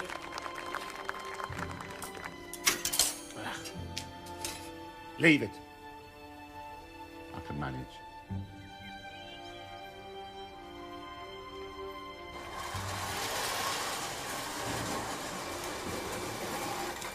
I thought that was supposed to be for Cecil. It bores him, I think. Don't worry, he'll grow into it. Partner needs to set the table. Perhaps you'd better take it to the attic just for now. There's plenty of space up there. All right.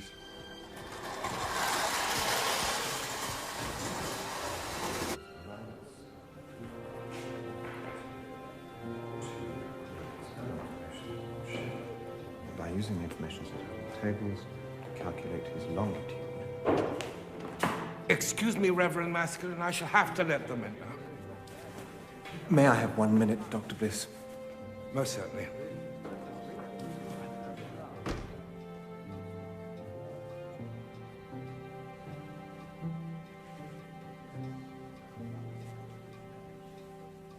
What are you going to do about your precious clocks? Well, I'm giving a talk to the Horological Society. For money? Of course not.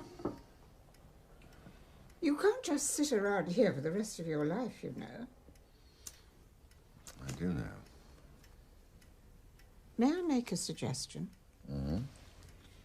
Admiral Douglas had no right to stop your work. It was all that publicity about your divorce that gave him the chance.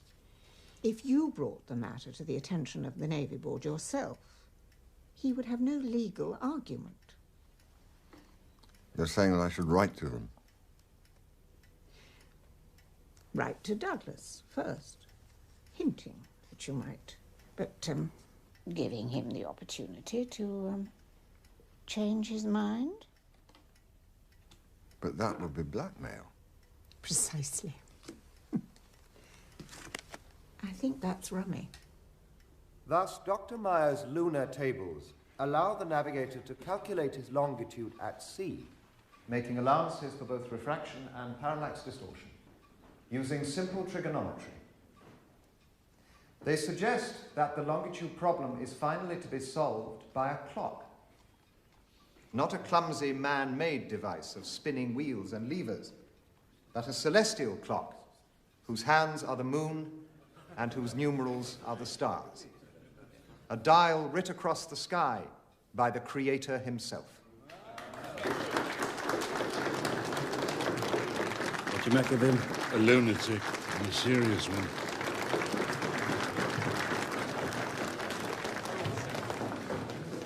Very good, terribly good. Thank you. My Lord Sandwich. Morton, you honour the society. I had thought you might be attending the opera again tonight. No, my lord, but rest assured the opera will be visiting me. Congratulations, sir. Most interesting. Thank you, Your Lordship. The Longitude Prize is yours, then. My Lord, I am, I hope, a scientist. Knowledge itself is my reward. Oh, very good.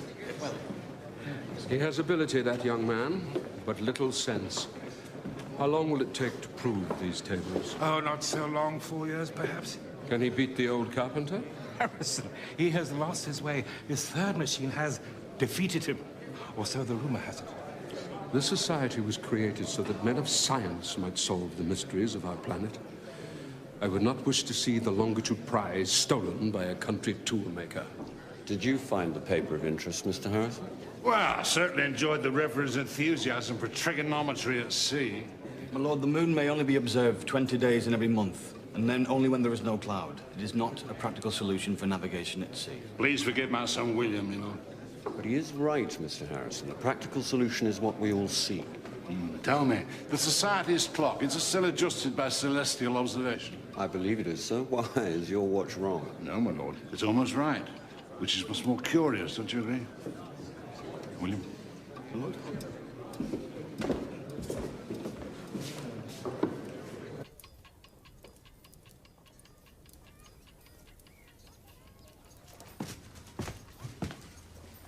Four seconds. Still no change, then? It's remarkable. Mr. Harrison, you asked to see me? Ah, Mr. Jeffries. I was hoping you might be able to do some work for me. I would be delighted. Could you make me one of these? I need the teeth to be set a little further apart. I've done a sketch of the details. Yes, that should be possible. Would next week be acceptable? Oh, yes, of course. Thank you. Oh, Mr. Jeffries, your watch. Is there a problem, Mr. Harrison? No, I'm quite pleased with it. The modifications are encouraging. I want to make another. Must be a little larger, of course, to incorporate some more changes I have in mind. And I was wondering if you would consider assisting me. I would be happy to. Thank you, Mr. Jeffries. See you next week.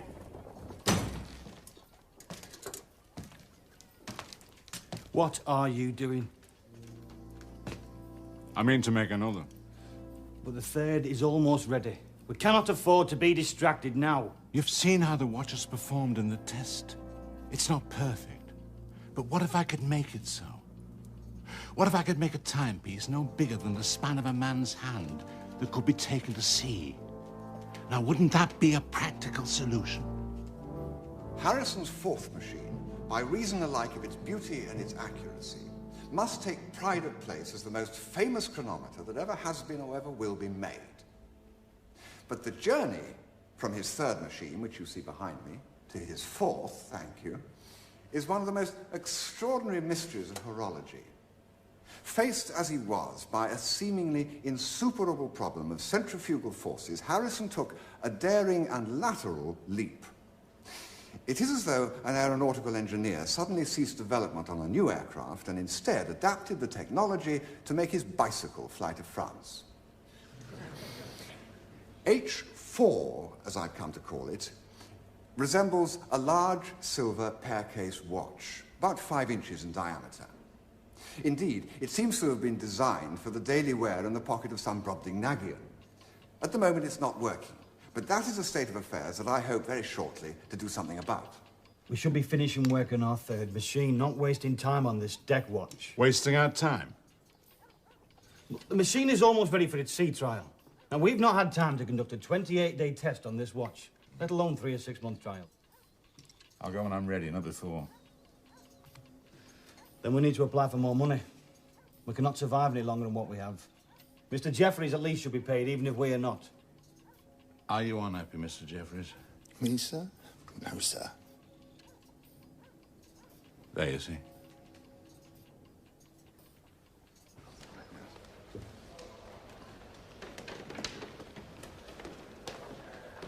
Mr. Gould.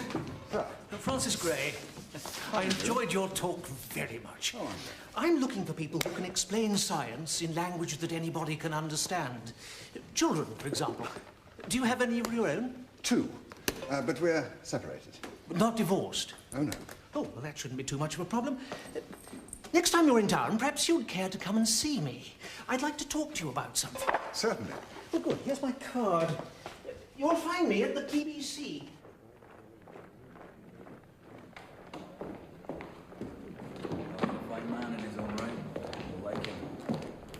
Mr. Harrison. Reverend. I think you know Captain Campbell. Captain Campbell of His Majesty's ship Dorsetshire. Congratulations. Captain Campbell has been assisting me in the preliminary testing of Dr. Meyer's tables. The Reverend is making a mathematician out of me. The results are very encouraging. I've been commissioned by the Royal Society to travel to St. Helena to observe the transit of Venus. So on the way, I am to make further tests of the tables. What brings you here? We're applying for... Trial. A West Indies trial. Specified by the Act of Longitude. That's great news. And not before time. I'd almost given up on you, Mr. Harrison. I hope you will accept my services in any way I can be of assistance. Thank you. Mr. Harrison? Gentlemen.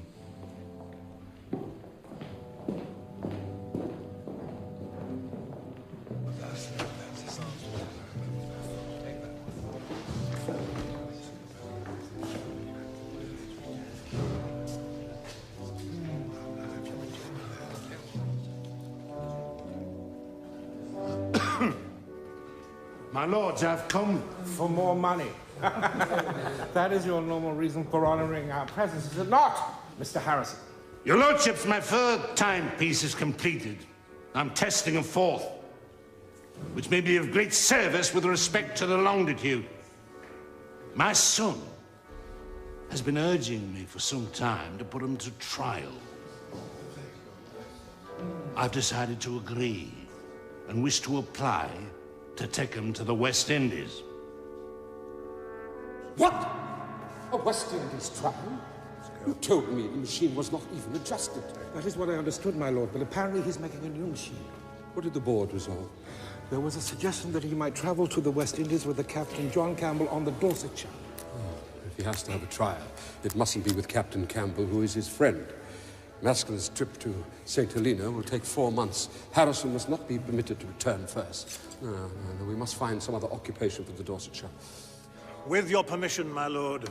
Please, carry on. Please, stay. Observe.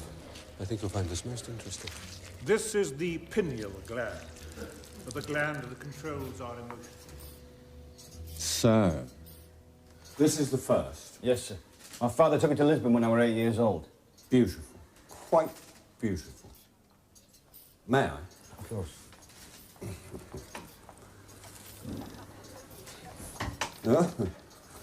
Remarkable.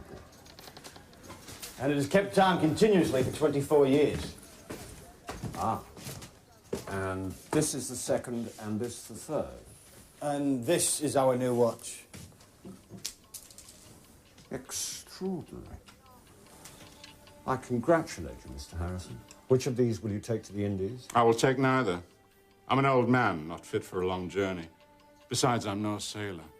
My son has an enthusiasm for the sea, which I do not share. I shall send him in my stead. But you must be present for the trial. My lord, as you know, we've had difficulty in finding a ship. Mr. Campbell wished to take us, but he was ordered away on other business. The delay has, however, allowed me to continue testing my watch. I'm pleased with it. Very pleased. I shall keep the third machine here in London with me. Send the watch for test, under the care of my son, William. Well, I hope to be of assistance. I can't promise you a captain as sympathetic as John Campbell, but I will do my best. Thank you, my lord.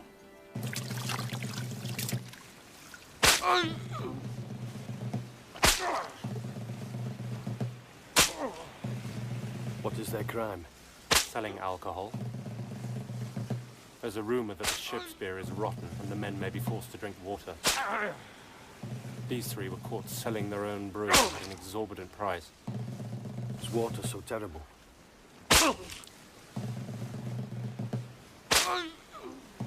Mr. Harrison, please do not walk away. It is a requirement that punishment should be witnessed by the whole crew. Every stroke that you do not observe will be taken again.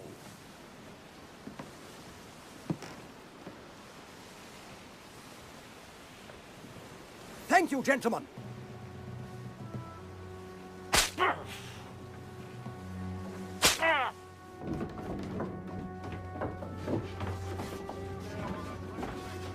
is what I mean.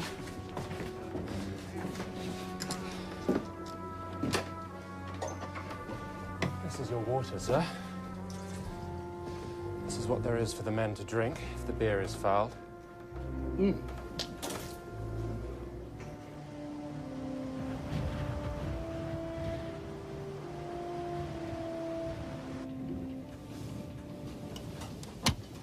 How far have you reckon Madeira, Mr. Learmouth? 2 days travelling south-southwest. Damn and blast the bloody purser. We should all have dry throats by then. I believe that we're closer than that, but the direction is due south. Did you speak, Mr. Harrison? Well, according to the watch, we should sight Porto Santo at dawn tomorrow if we hold our present course due south. I've checked the figures very carefully. What do you say, gentlemen? Mr. Harrison, I don't pretend to understand your calculations, but I'm under instruction to test your watch, and test it we damn well shall. Mr. Learmouth, hold this course until tomorrow morning. Yes, sir.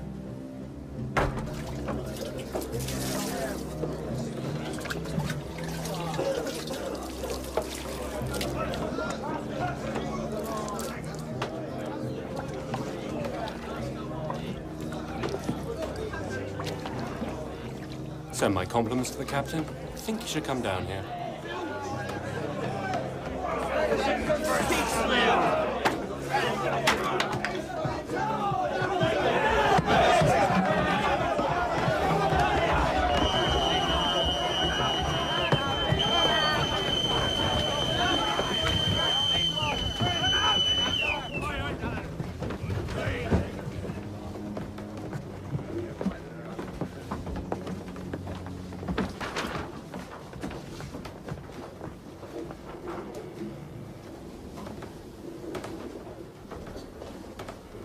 Pour me a drink.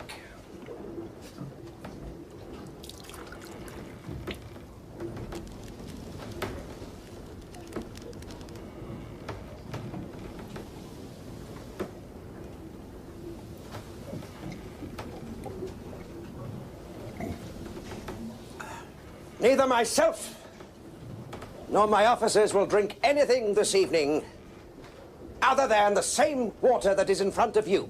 It ain't fit for... Stop that man! I will not tolerate being interrupted when I'm speaking. Now, I am aware that what is in front of you is not the sweetest of beverages. But we have a guest on board our ship, under instruction from the Admiralty. He has assured me that we will be able to take on fresh water tomorrow from Madeira. He has a machine that has made this clear to him.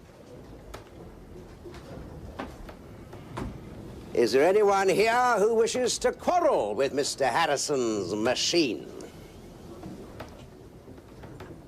Good. Then kindly get on with your meal.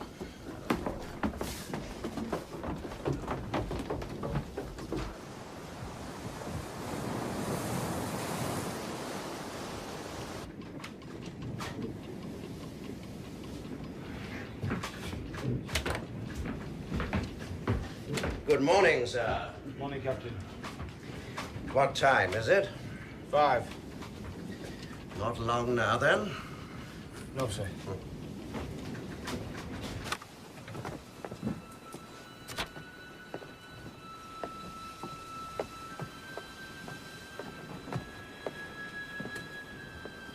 Look out aloft, Mr. Learmouth. They've been up there for half an hour. And the horizon? Horizon!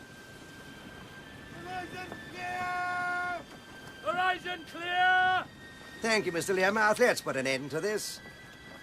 Mr. Seward, I want all hands to quarters within the hour. Mr. Learmouth, set a new course, please, south-southwest. If there are any complaints about the delay, the men can take the matter up with Mr. Harrison.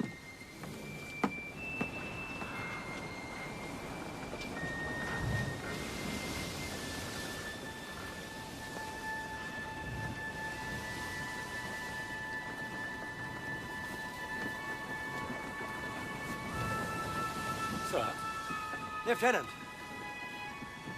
just that cloud over there. You don't think it could be? Give me your glass.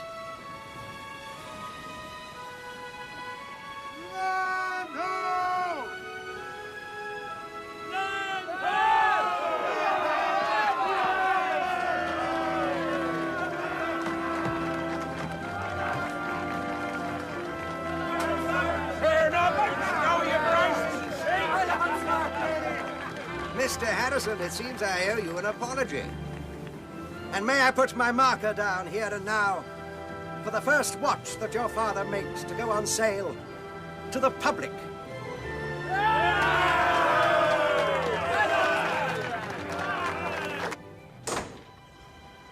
You manage all right? If you put it on the back seat, I think it'll be good. Rupert! I think you'd better take this as well. H4, thank you very much. I'm sorry if we appeared to act a little hastily. Anyway, I'm very pleased. I feel like Jack and the Beanstalk stealing away the treasure from the giant's castle. What? Nothing. Nice motor car. Not mine, I'm afraid. Borrowed it from a chum in the RAF. I can't afford one. Of course. Are you all right? Thank you so much. Look, if there are any expenses involved, tools or whatever, make a note of them and send them to me, won't you? Thank you so much.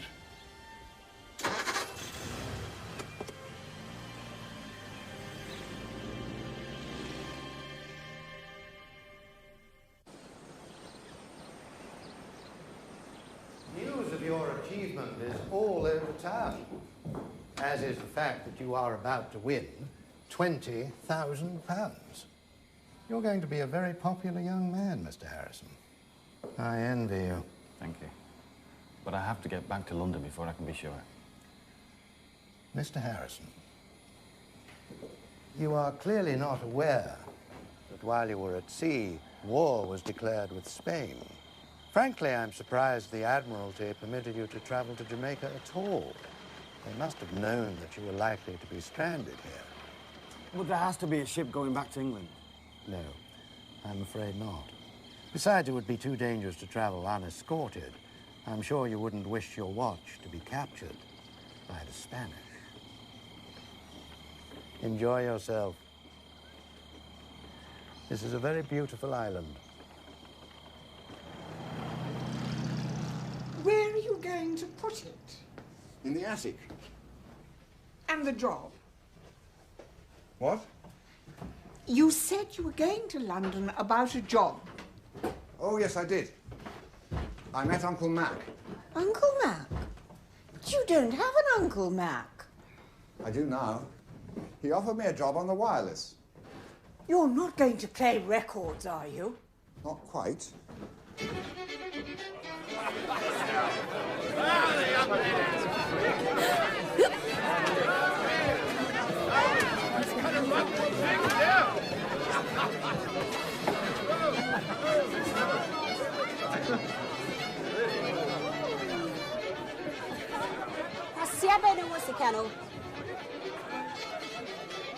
Do you speak English? He wants to know which of you is the rich bastard.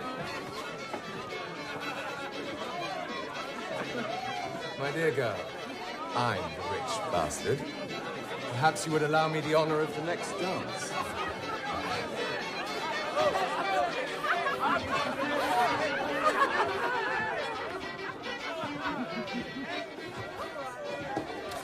Look over there. Who are they? They're from the Merlin. Arrived this afternoon to offload some prisoners and claim their bounty. The ship's a hulk. 2 masts sprung and half the rigging gone. They were on their way to England when they came across a privateer. Lucky bastards. What's the name of the captain? Irish fellow, Burke.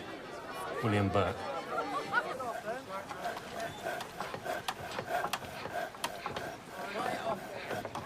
Let's see.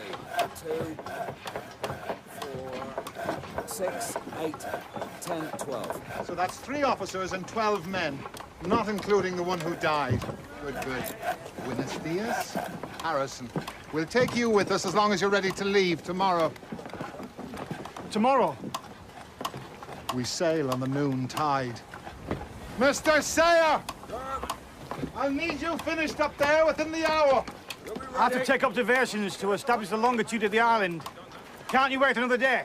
My orders say I must make sail as soon as I'm seaworthy. So, you better get on with it then.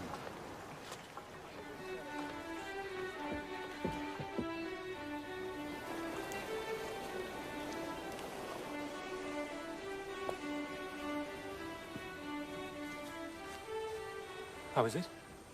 Almost there. What time do you make it? Well, the watch says... On the watch. I don't need the time back in England. The mail-in leaves on the noon tide. How long have I got?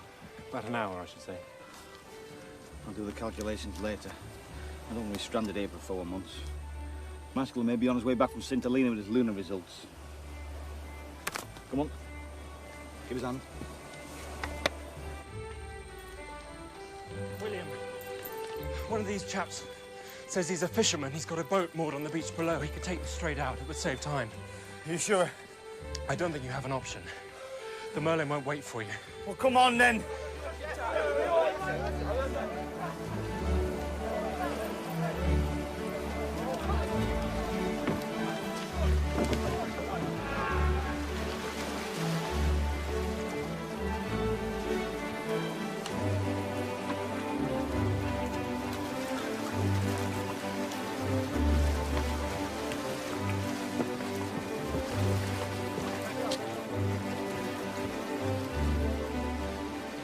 Good luck!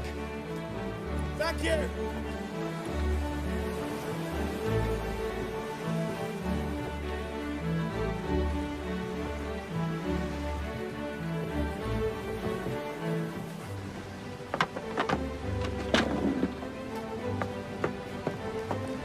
Mr. Harrison, I can see you live dangerously. I like that.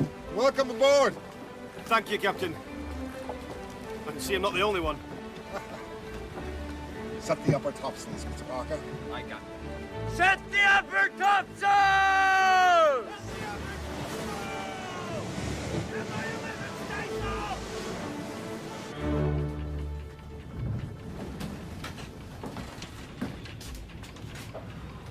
Have done with your sums, Mr. Harrison. Go up on deck. It's a fine sight. I cannot be certain till we're back in England. But according to my workings, if you take the rate into account, We've lost under a minute since the watch left London 10 weeks ago. The, rate? Well, we know the watch loses 2.5 seconds a day. We call that the going rate. I used that in my calculations for Madeira, taking that into account. It's a possible error in longitude of less than half a degree. Let me be the first to congratulate you. No, thank you. I'm already drunk. All my life. My father's life. I've been for this moment.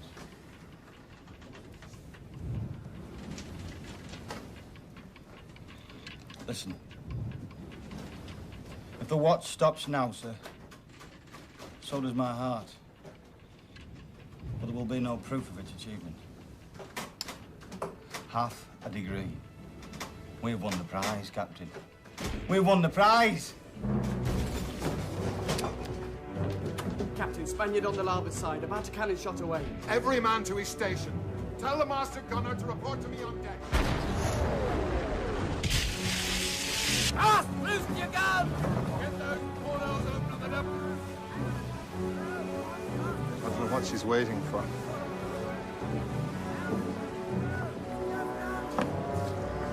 Stand the guns by. Aye, Captain.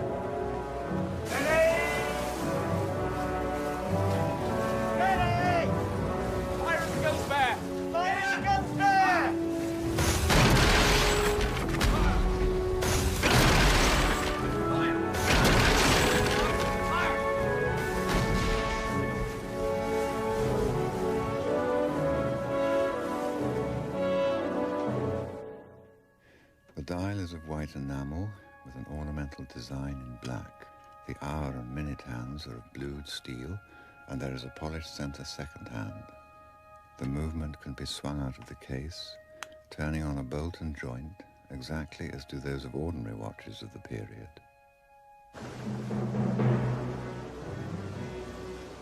It's no good. We're gonna have to try and outrun her. Mr. Markland, put on all the sails you can carry and set a course due east. Aye, aye, Captain. Can we get any more men aloft, Mr. Vandelwine? We're taking all water forward. We've got to keep the pumps manned, sir. 8 men at the pumps at all times, changing every quarter. Mr. Hallam, and holding you responsible. Yes, sir.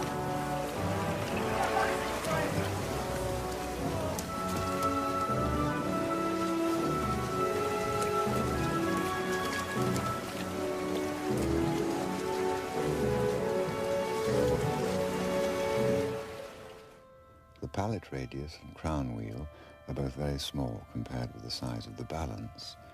But not content with this, Harrison fitted between the fourth and crown wheels a most ingenious remontoire, whose action at first sight is almost uncanny.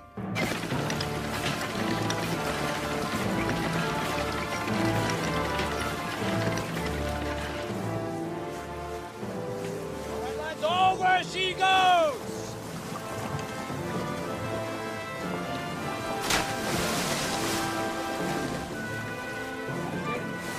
Steady up now, tighten it up! Tighten it up there!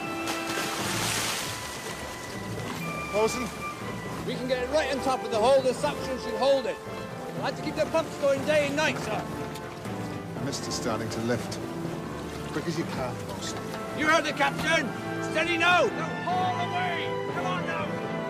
The watch beats 5 to a second, a slight recoil being perceptible at each beat, and goes for 30 hours. The plates are of brass, polished but not gilt. The pivot holes are jeweled as far as the third wheel, that is to say, those of the balance, staff, detente, contract wheel, fly, fifth, fourth, and third wheels. The jewels are rubies, and the end stones diamonds. It is a masterpiece, weighing only slightly less than the brain that conceived it. Harrison?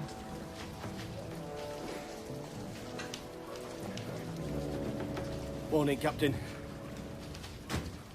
How's your watch? Dry, sir. I think. Must be the only thing on board this ship that is. Who will believe in a naval watch that cannot survive a storm? There's many a ship that doesn't survive a storm, Mr. Harrison. But the Navy don't stop making them. It's not the Navy I have to convince, sir. 'Tis the board of Longitude.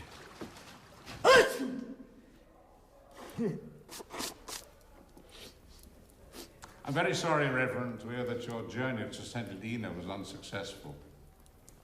Unsuccessful, sir? I think you've been misinformed. 1,000 miles to observe the planet Venus, and it turns out to be a cloudy day. Am I misinformed?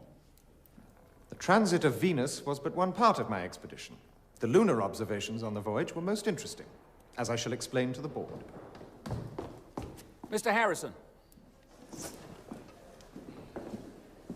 Mr. William Harrison. We'll go together if you don't mind. My instructions are quite clear, sir. Well, don't worry. They can't hurt us. We won.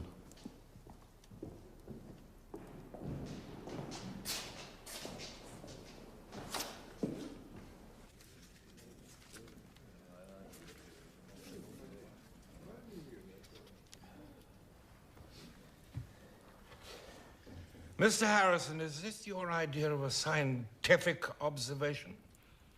I must apologize, sir, but the journey back was very difficult and my papers were damaged. I am referring to the fact that it appears only one observation was taken in Jamaica. No, two, sir. But the second, it appears, was taken from another position. I had very little time, sir, but I can assure you the observation was most carefully taken, with witnesses present as instructed by the board. Mr. Harrison, do you have any formal astronomical training? No, sir. But I have been taking observations from my father since I was 6 years old. Really?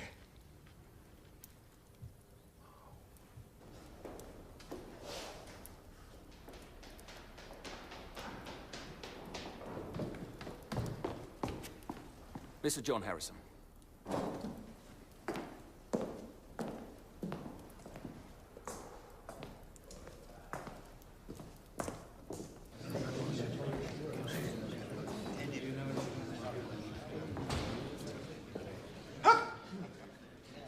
My lords, gentlemen, if I may beg your indulgence, it is 25 years since I first had the honor to address this board under the chairmanship of Dr. Edmund Alley. And since that time, I've worked with only one ambition: to satisfy your requirements as laid down by Act of Parliament for the discovery of longitude at sea. It is with both great pride and honor and humility that I stand here today with my son after his great trial. Thank you, Mr. Harrison. May I? Thank you. Now, I have asked you here to inform you of the resolution of the board. That firstly, the brief calculations of Mr. William Harrison are to be sent for computation, and the instruments used in those observations are also to be sent for examination. The board will then consider these reports at a further meeting, the date of which will be announced in due course. That will be all for now, gentlemen. Do you know anything?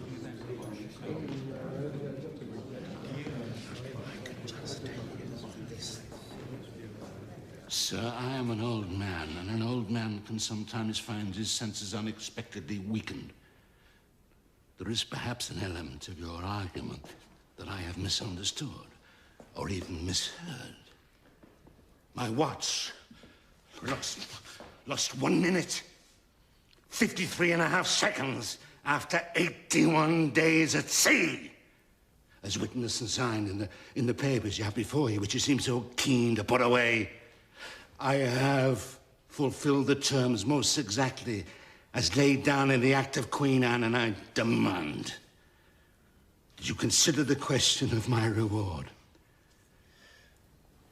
Mr. Harrison, I am not a commissioner of the gaming board here to settle some bet. I am a scientist, bent on investigation of a most serious subject. Now, the board are at present unsatisfied with the information before them, but have decided to make further investigation with the help of some expert advice. Now, you will be summoned in due course to hear the results of that investigation.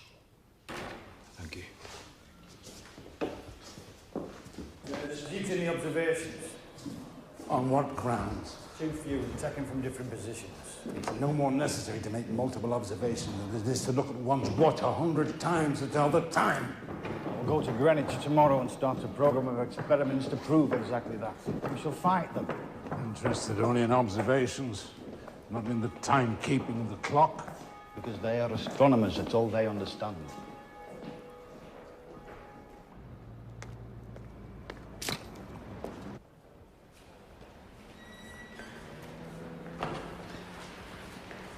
Rupert Gould, 10:30. Programme? Children's hour.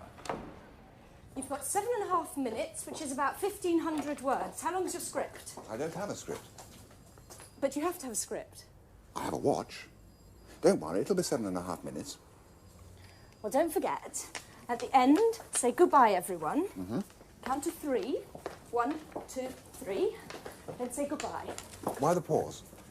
So the children can say goodbye back to you. I want you to close your eyes and try to think a thought that nobody else has ever thought before.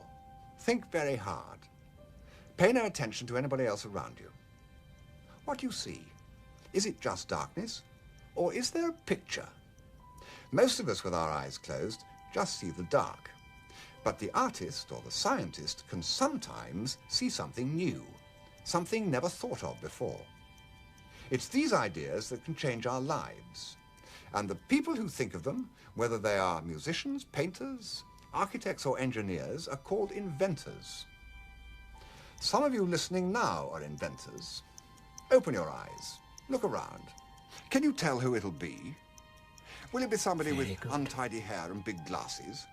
I doubt it. But new inventions often seem strange at first, even frightening. Something that seems normal to us, the clock ticking on the mantelpiece, would have seemed like a magician's trick a few hundred years ago. Mr. Harrison, we have asked you here to acquaint you with the resolutions of this board. We find that the Jamaica trial recently undertaken was not sufficient to determine the longitude at sea laid down by Act of Parliament. Sir, I beg to differ with you. Please let me finish, Mr. Harrison. The board therefore wishes to instigate a further trial with Mr. Harrison or some suitable individual accompanied by an astronomer approved by the board to witness the observations. Gentlemen, at our last meeting, you questioned the observations taken by myself in Jamaica. Since then, I have compiled an extensive report prepared at Greenwich. Please don't exert yourself, Mr. Harrison. The board has withdrawn the objections to your observations. Then why did we fail? One trial of the watch proves nothing.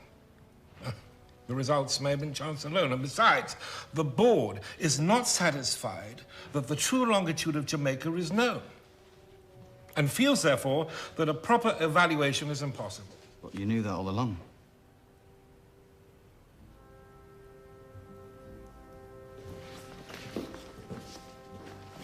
May I see the results of these computers?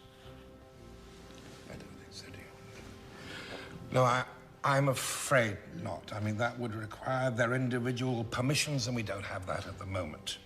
Now, I must ask you, Mr. Harrison, whether you will accept the resolution of this board for a further trial accompanied by an official astronomer. A maritime museum's a marvelous idea. And the perfect place for Harrison's masterpieces. We've already written to the Science Museum to tell them that we want them back. They were not pleased, I can tell you. In fact, I've applied for one of the curatorships. Yes, I know. I wanted to talk to you about that. Have they considered my application? I'm afraid your application was not officially put before the committee. Why? Well, I'm not the one that decides these things, but after all that nonsense in the newspapers, it was not felt appropriate. That's it. Keep her level. That's it. Steady as she goes. Very good. Excellent. Keep going. Yes. Thank you. Thank you so much.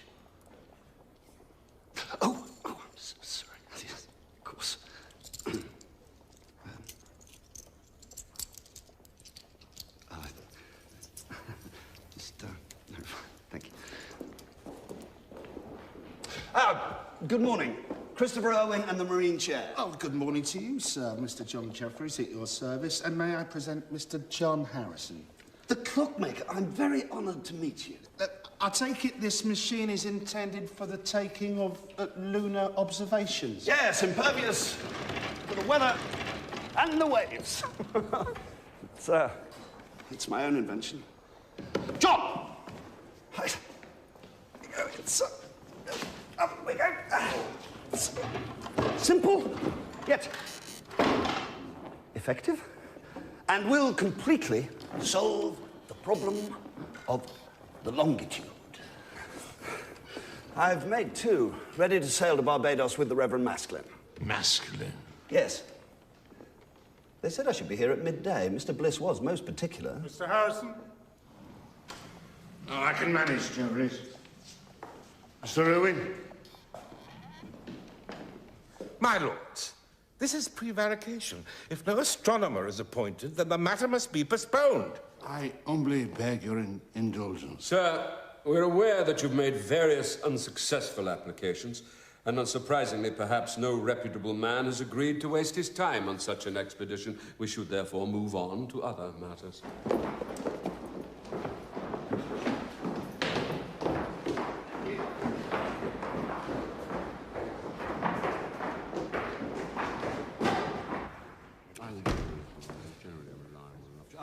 My lord, I must apologise for my late arrival. Mr. Harrison, we are discussing the matter of an astronomer to accompany the trial of your father's watch. My lord, I have a proposal. Mr. Green at Greenwich... Oh, we have already covered this. Now, he did write to Mr. Green, but sadly, I spoke to him yesterday and he must decline. His recent duties at the observatory are extremely demanding. I can confirm this, my lord. I was there, and Mr. Green was adamant. My lord, I've just come from Greenwich, where I had the good fortune to speak myself with Mr. Green. I trust, Mr. Harrison, it's not your intention to question the word of two members of this board. No, my lord. But Mr. Green has kindly agreed to accompany me here. No, I certainly have never seen anything like it. Most extraordinary. Stays completely upright in any weather. I see. Mr. Green, what are you doing here? I'm not exactly sure, Reverend. It has been a most confusing morning. Christopher Irwin, the Marine Chair. Mr. Green? Excuse me. You wouldn't by any chance be the Reverend Maskelyne? What? My name is Christopher Irwin, and this is the Marine Chair. Yes, I think I'd gathered that. So, in principle, Mr. Green, you would be prepared to accompany the expedition? Yes, but... But what you are saying, I think, is that you would require permission from your superior. Correct me if I'm wrong? Well, perhaps my colleagues and I could help you with that. Dr. Bliss, who exactly is Mr. Green's superior? You know perfectly well he works for me at the observatory. Then, if you were to remove your objection, the matter may be settled. My lords, I believe the Reverend Neville Maskelyne would be a more suitable observer. His presence on the trial would allow us to test the lunar data he is compiling. I have here a copy of his new publication, The British Mariner's Guide. It contains an entry for the position of the moon at every day of every hour for the next 3 years. It enables, with observation, the calculation at sea of the longitude. Very well, my lord. I propose that both Mr. Green and Mr. Maskelyne go. Can we all agree on that? Then the matter is settled. I think there may be one or two other points to clarify.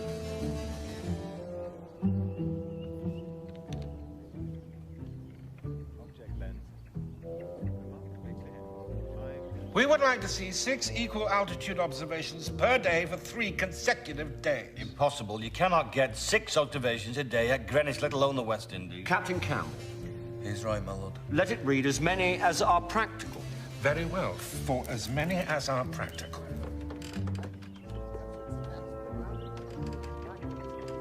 Keep him level. The watch must be submitted to me at the observatory for testing to determine its rate before the second trial. I'm not letting the watch out of my sight. We need to determine the rate. Captain Campbell, enlighten us. My lord, I think the rate should be determined by whoever is closest to the instrument, which must be Harrison. Provided that it is disclosed before the voyage starts, there is no possibility of dissimulation.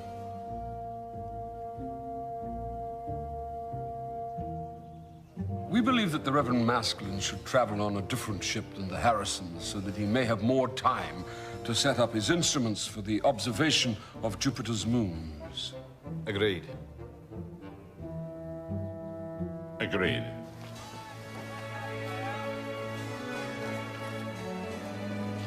Gentlemen, the Reverend Maskelyne will be in Barbados 1 month before you and will have everything prepared for your arrival. It remains for us to wish you every success aboard His Majesty's ship, Tartar.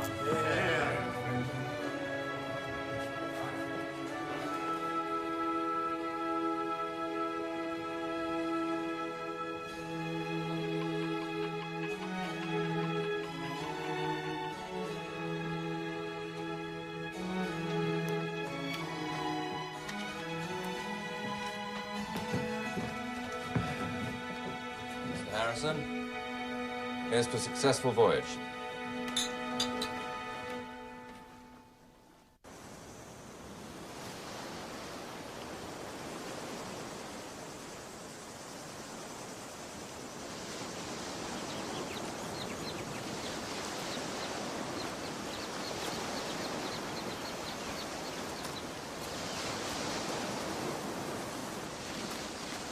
Well, I would like to take another observation, if you don't mind, just to be sure. Indeed. Captain Lindsay. Certainly. Ah, Mr. Irwin, just in time to witness our observation. We were expecting you to meet us. No one told us that you had arrived. The transmission of information is not a strong point among the inhabitants of this island, I'm afraid. How was the voyage? Very satisfying. Where is Maskelyne? Well, the man's an idiot. Could you hold us a moment? Yes, of course. He has no understanding of my chair.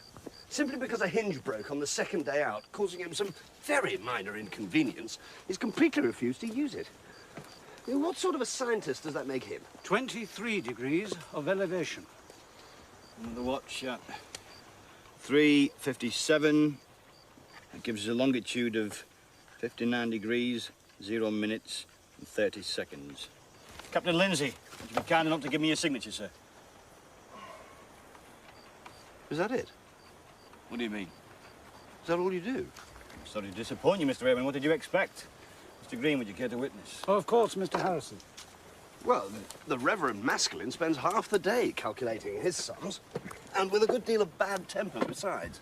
I have once or twice offered to help, being something of a mathematician myself, and have been most rudely addressed by him.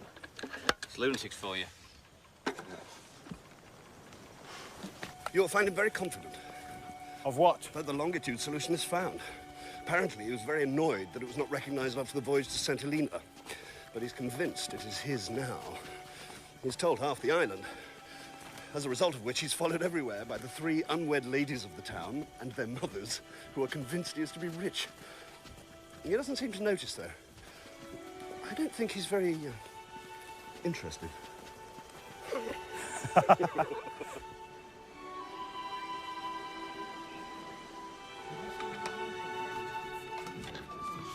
Oh, it is a hard life, I admit, but I find myself enjoying it. No, there's no more training required whatsoever. I mean, anyone who sat down before can use it. Well, almost anyone. Thank you. I'd expected to see the Reverend Maskelyne here. Sends his apologies. Thank you.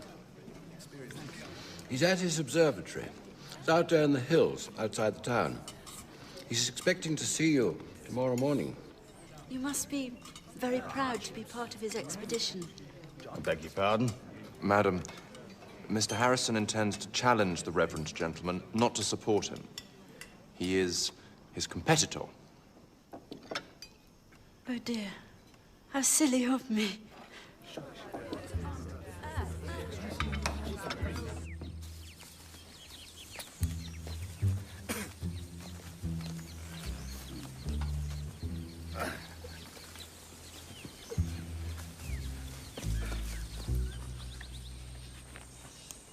Congratulations on a safe trip.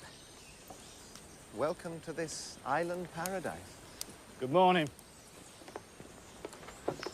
I was sorry to miss you at dinner last night. Those things become a little predictable after a while. It was such a perfect night. I understand it is you who is to be congratulated. Really? You know, everyone at dinner last night informed me you'd won the Longitude prize. You should not take talk like that seriously, Mr. Harrison. I wouldn't. Were it not for the fact that the talk apparently came from you, Reverend.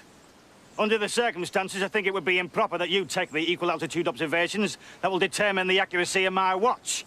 And I would prefer them to be taken by Mr. Green here and witnessed by Captain Lindsay. How dare you say that to me, sir? I am a scientist. Oh, dear boy, I don't think he meant... Oh, shut up, you stupid, stupid man. Gentlemen, could I suggest a compromise?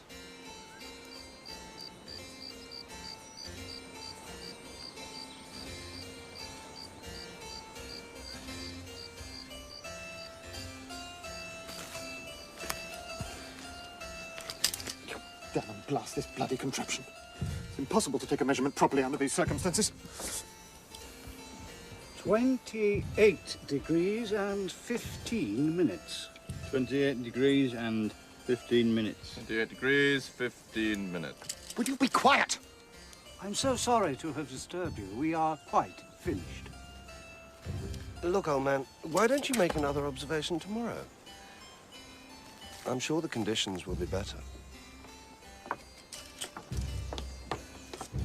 Get out of my way.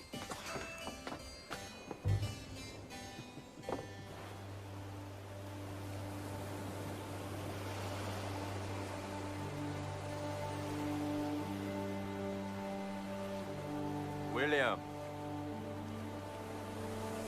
I thought we'd lost you. I think perhaps you have.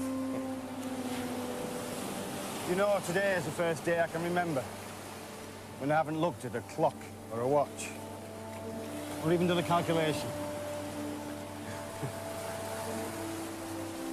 I didn't know what to do at first. And I just started to walk. What is it? Bad news, I'm afraid. I found you a ship. She's a merchantman. Captain's name's Robert Manley. Seems a good fellow. And, she sails at noon tomorrow.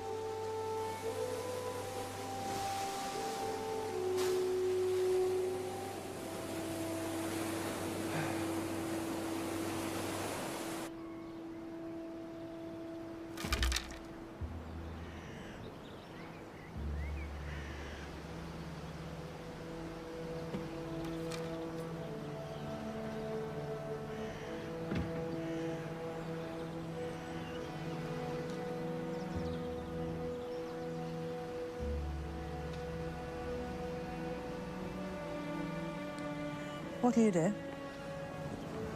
Sell the house, I suppose. There's no choice about that. I can't afford to keep it. Well, where will you live? Oh, I'll find somewhere. A small hotel. What about the clocks? I don't suppose a hotel would put up with them. There's only one left, you'll be pleased to hear. It's proving to be a bit tricky. I'm sending it back to Greenwich. I'll finish working on it there. Oh, yes, Cecil said you'd applied for a job as a curator. No, I changed my mind about that. Well, goodbye then. Goodbye. Laura says there's going to be a war. What do you think? I don't think so. It's all phony.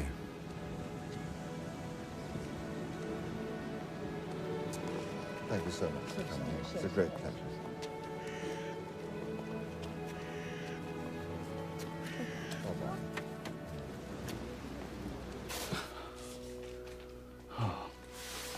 How is he? Very weak.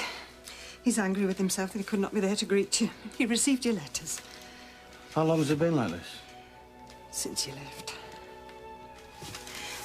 Try not to get him excited.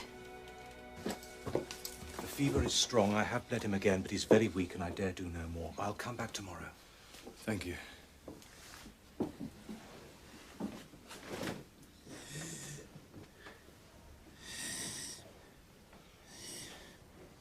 When I was just a baby, I remember lying in bed, very sick, a watch in front of my face while she sang to me.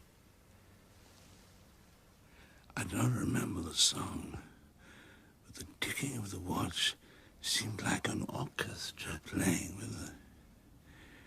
And then she laid the watch on my pillow. Afterwards, she used to say it sent me to sleep, but it didn't. People say the tick of a clock is like a single sound, but it's hundreds. It's hundreds of tiny frictions, expansions, and contractions, all twisted into a single moment.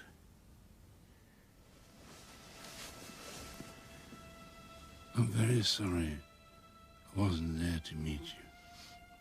Never mind about that. We did it. Mr. Green was there and witnessed everything. Even Maskelyne can't deny it.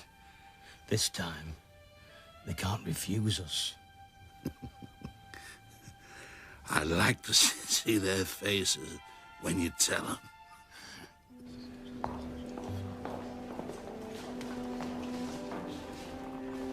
He looks pleased with himself.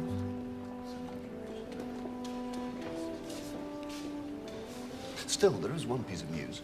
The very Reverend John Bliss had the misfortune to fall off his horse whilst taking exercise in the park. He did not recover. It's devastating, isn't it?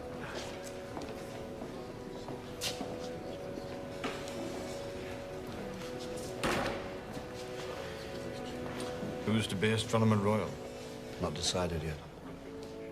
Mr. William Harrison.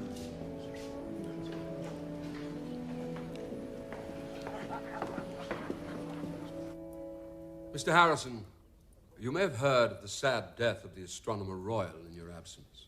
Yes, sir. I'd like to take this opportunity to present the new Astronomer Royal. Good morning, William. The Reverend Neville Maskelyne, recently returned from a most successful trip to the West Indies.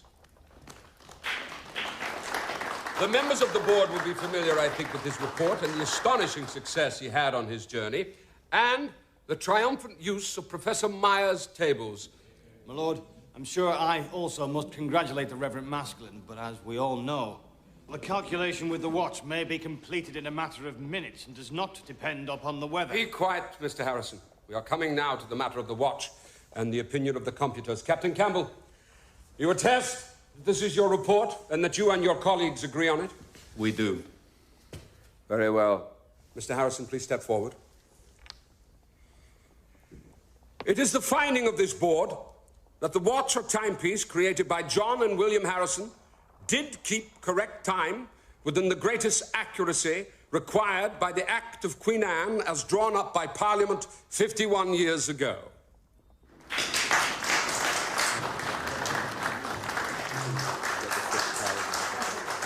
My lord, may I have a copy of those to show my father? He has waited a long time to hear your lordship's kind words. In good time, Mr. Harrison. Astronomer Royal, would you be kind enough to read the 5th paragraph of the Act? My lord. And be it further enacted by the authority aforesaid, that as soon as such method for the discovery of the said longitude shall have been tried and found practicable and useful at sea. Thank you. Practicable and useful. Those are the words I wish to draw to your attention. We accept the usefulness of the watch, but is it practicable? Mr. Harrison himself has never permitted this committee to examine the workings of his timepiece. I suggest to you that is because he himself has doubt about the practical use of his invention. My lords, you must understand that my father has sought to protect his work from those who might steal his inventions. But if this board requires it, we shall submit detailed drawings of the workings of the watch when he has received his prize. Mr. Harrison, this board does not accept restrictions placed upon its work as prescribed by Parliament. Here are the conditions required for fulfillment of the terms of the Act. First, your father must, in person, take the watch apart and explain the working of every detail to the complete satisfaction of such persons as this board shall appoint. This shall include any experimental observations they may require. Secondly, he shall make or cause to be made under his sole direction. 2 further watches of the same design to demonstrate the practicality of their construction.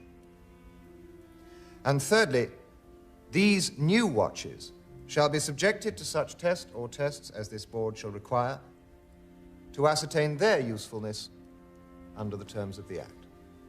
Then, and only then, will he receive his prize. My lord, my father is sick and he is 73 years old. He has until Thursday to accept the conditions, which I must inform you have been submitted to Parliament and will form part of a new amendment to this bill. Call Mr. Christopher Irwin, please.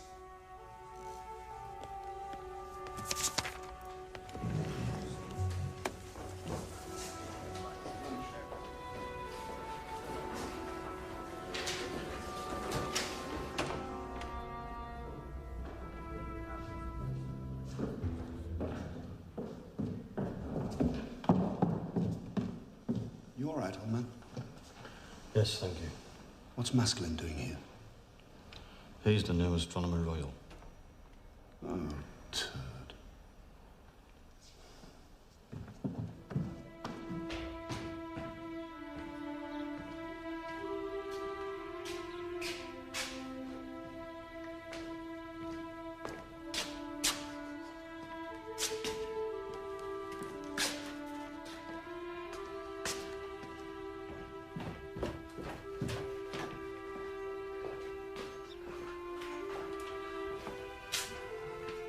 Is this everything, sir?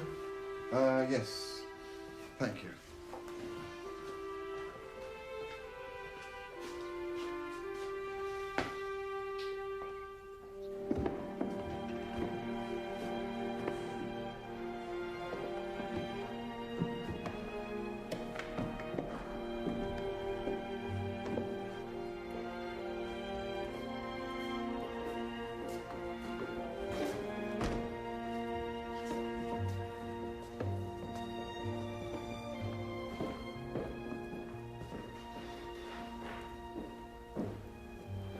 My lord, if I may beg your indulgence, I'm not yet used to speaking. My son speak for me. Perhaps your father would like a chair. Oh, thank you. No, thank you. Well, let us proceed to the business. You accept the terms of the board? My father accepts the need for disclosure of the working of his watch, but wishes that he might demonstrate the mechanism to such people as may understand it, not to theorists. That is for us to decide. They can choose who they like. I'll choose who I let in my own house. I beg pardon, Mr. Harrison. My father is pleased to accept the board's nominations. There is one question. Your lordship requires that we be prepared to do experimental observations. My father is not clear what that means. Well, Reverend Maskelyne. There's nothing sinister about it, merely that if there is a detail not understood by the committee, such as how Mr. Harrison is accustomed to, what's the word? Temper a spring, for example, he should demonstrate his technique to us. What does he understand about a tempering of a bloody spring? Would it be possible to set out more explicitly what the board requires so that we might be prepared for it? No, sir! It would not!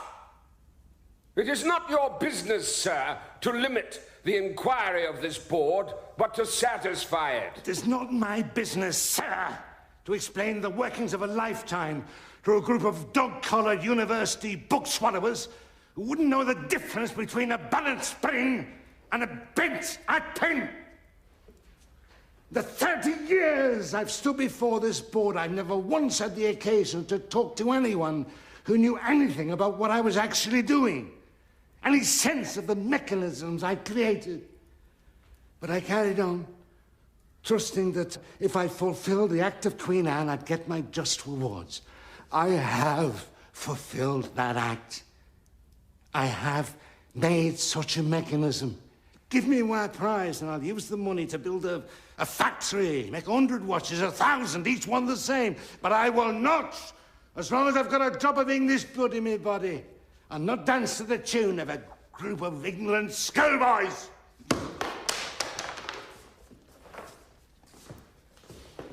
Mr. Harrison.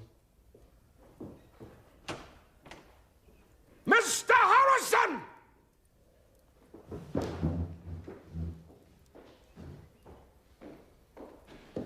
Father. Oh, don't give me any more of your fine words and clever explanations. What do you know about what I've had to put up with? What do you understand about what I've done? Could you build a watch, sir? No. You damn well couldn't. Get away from me. Get away from me!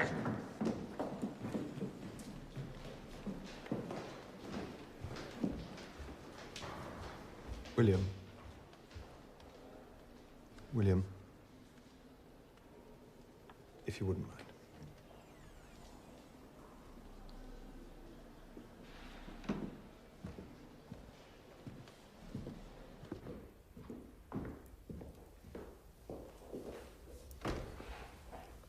Mr. Harrison, either your father signs an oath agreeing to these terms, or this matter ends here. We are prepared to pay half the award, less those monies paid out, once we are satisfied with the disclosure, and the other half when the new watches made by your father have proved their worth. My lord, if he would just change the wording of experimental observations, he would sign. No! No! No! No! No! How many times do I have to say it to you bloody people? You do not negotiate with this board!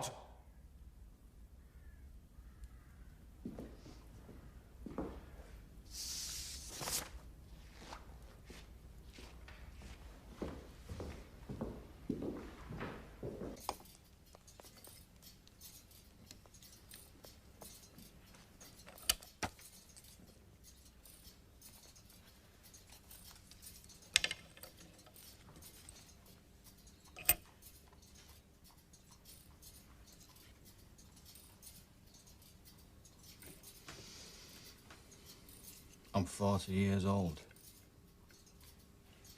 And what family I have is here in this room. These machines are my brothers and sisters. Certainly I know them better than any human. So do you.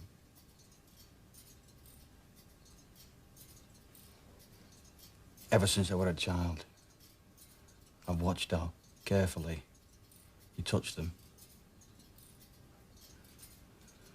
Never angry, always loving. Nothing I could ever do could make your eyes light up in the way an infinitesimal sliver of time could sometimes make you weep with joy. So I tried to slide myself between them and you, hoping that some tiny drop of that feeling might fall on me. As I grew older, I thought, if I can understand them, perhaps you would begin to understand me. Until they became my life too. And so I find myself now knowing the touch of a brass wheel better than flesh and blood.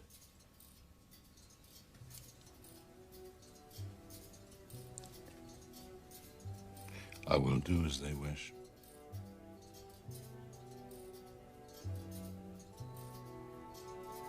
I wanted you to be safe.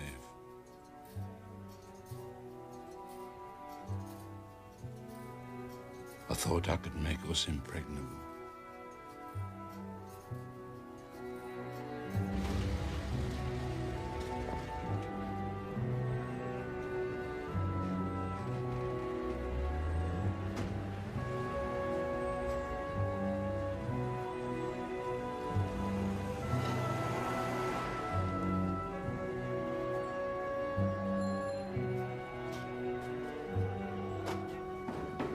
What's going on?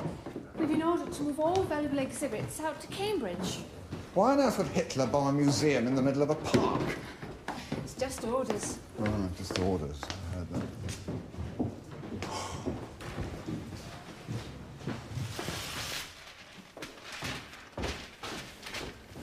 Do you mind if I do that?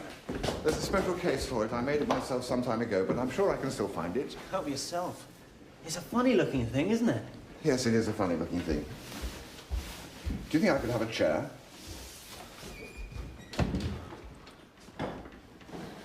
Thank you. Look, are you all right? No, I don't think I am. How old are you? 18. Although I don't know what that's got to do with it.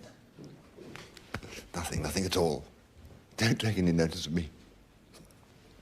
It's just... Do you have any idea what it's like? War? Is that what you're worried about? It'll all be over before it begins. Germany don't want a war. It's just their way of waking us all up. Look, can I get you something? A cup of tea? Yes. Cup of tea. That'll do the trick.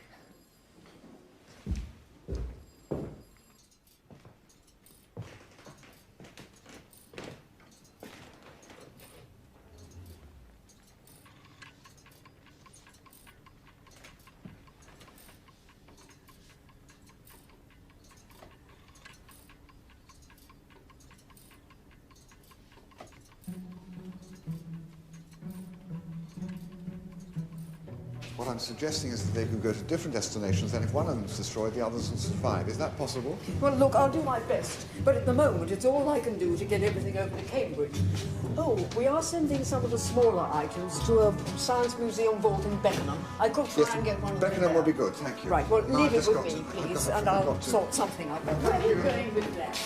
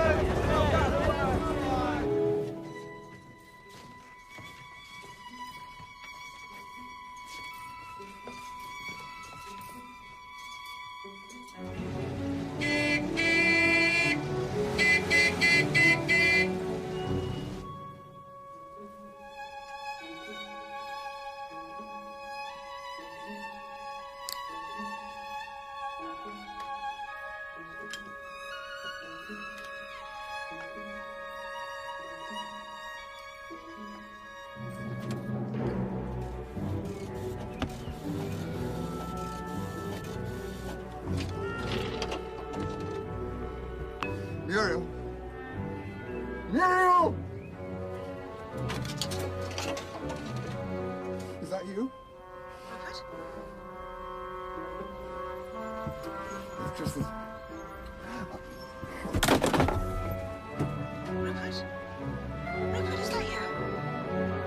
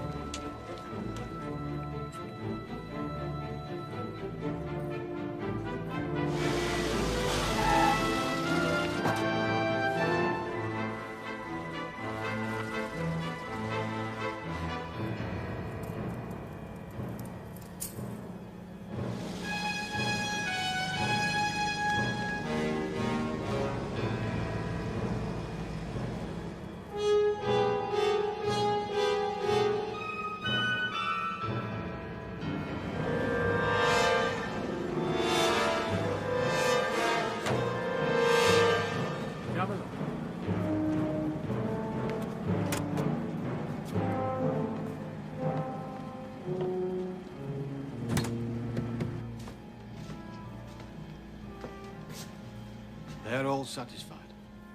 Now we just put the watch together and take it to the committee. They'll give us half the prize. What watch? There is no watch. Look at it!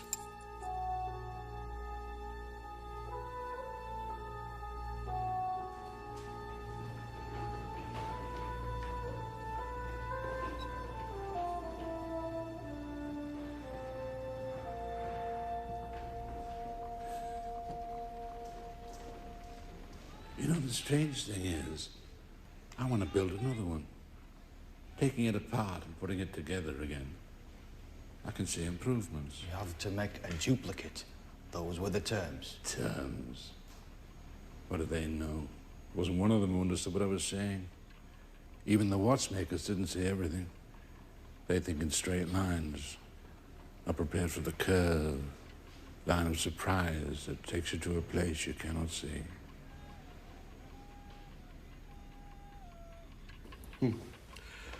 And how are we to know that this is the same watch that was used at the disclosure? If I could make a watch in 5 days, then I'd have the prize money by the end of the week. Very well. I am pleased to offer you the certificate of this board. Congratulations. You've made something useful. How long will it take you to make 2 further watches as required by the Act? The new Act. Beg pardon, sir? Additional instruments are not required by the Act of Queen Anne. The Act required that the invention be practical. We have merely clarified that issue in our recent amendment. How long will it take? 2 years, if my watch is returned to me to work on. I'm afraid that is impossible. Your watch, as you call it, is of course our watch, and this board intends, under the direction of the Astronomer Royal, to conduct a series of tests at the observatory in Greenwich, at the conclusion of which Mr. Larkin Kendall will make a copy of the watch, and I think you will agree his need is the greater. It'll take a further year if I'm forced to work without it. So be it, Mr. Harrison. So be it. Thank you.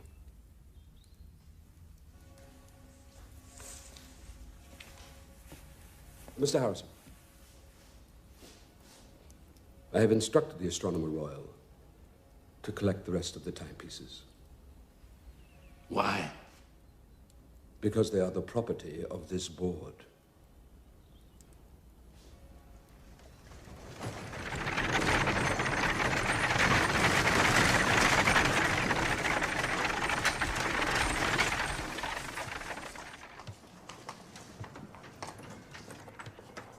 He has brought an open card with no suspension.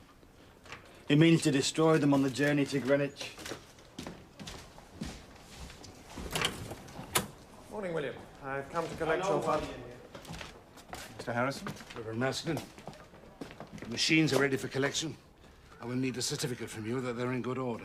I'm not sure I'm a good judge of that, sir.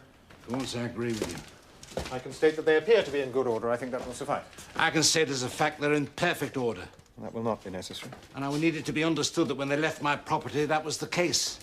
And that you were entirely responsible for their safety from this moment on. I accept that responsibility.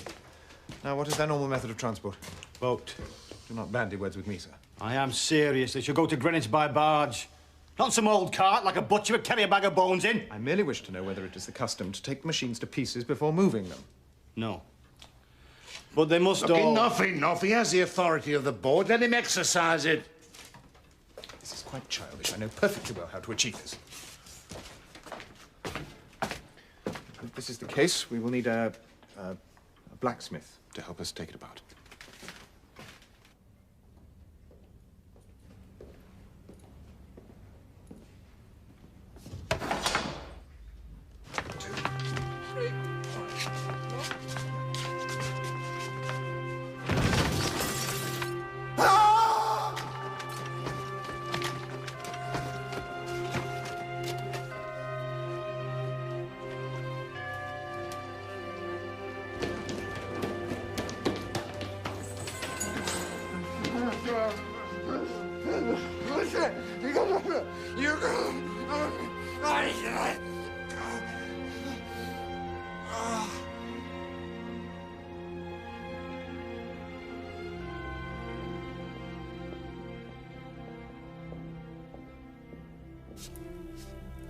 Your father has been cruelly used.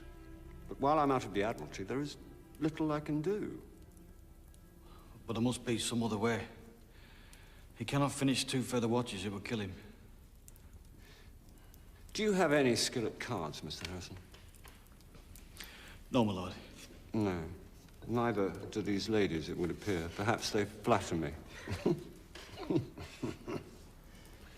Well, Parliament has already been the instrument of much mischief. There is, therefore, only one court of appeal I could recommend. And that is? The Crown.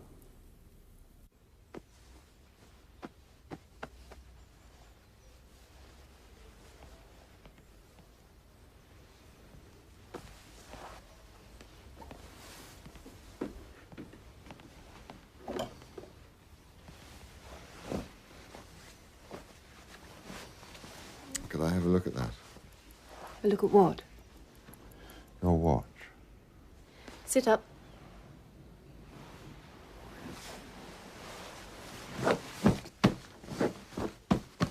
Down you go. I took mine away.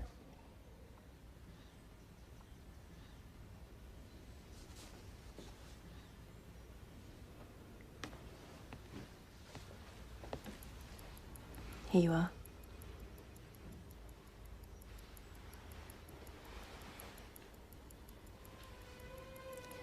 Mind you look after it or you'll get me into trouble. Thank you.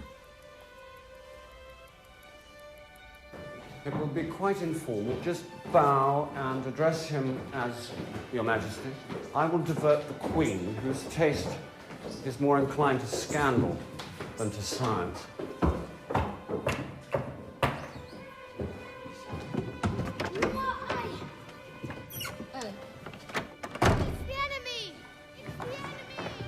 I see we are to meet the entire family.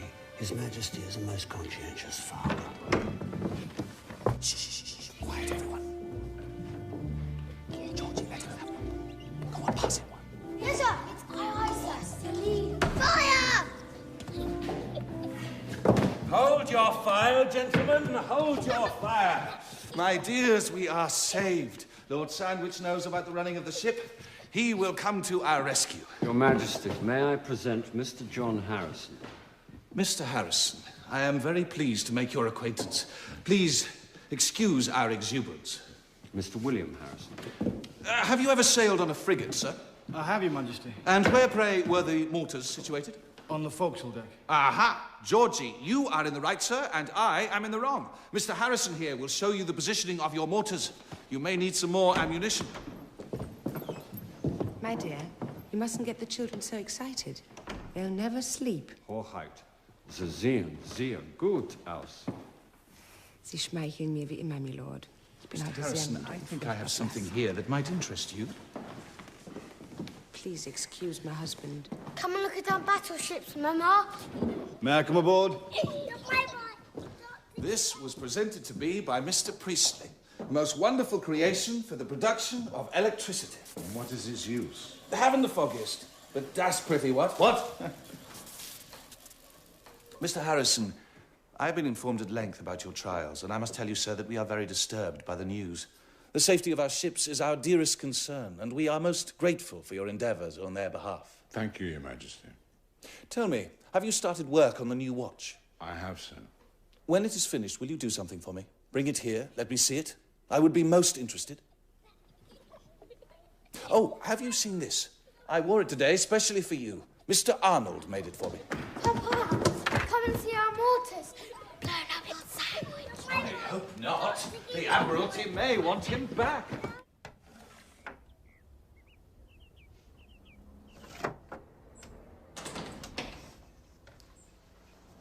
So do I get my watch back then?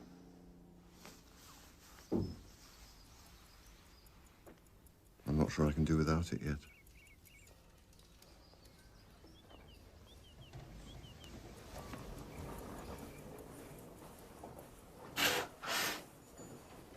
Have you had a walk today?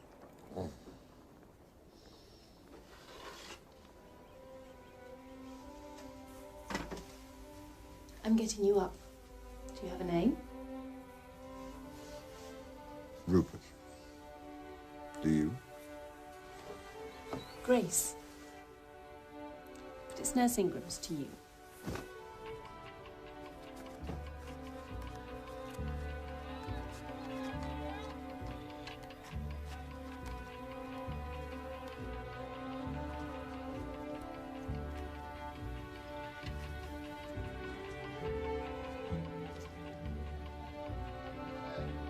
What do you think? It's good. Fit for a king.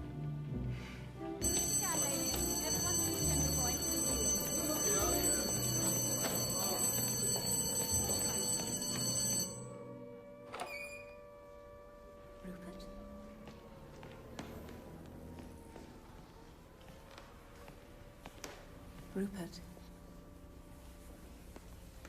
It's all right. I'm here. Rupert, there's nothing to be alarmed about. It's only a drill.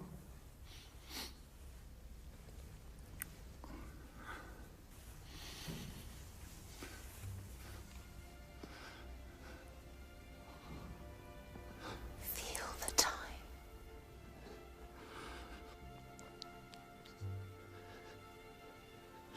I could feel your heart.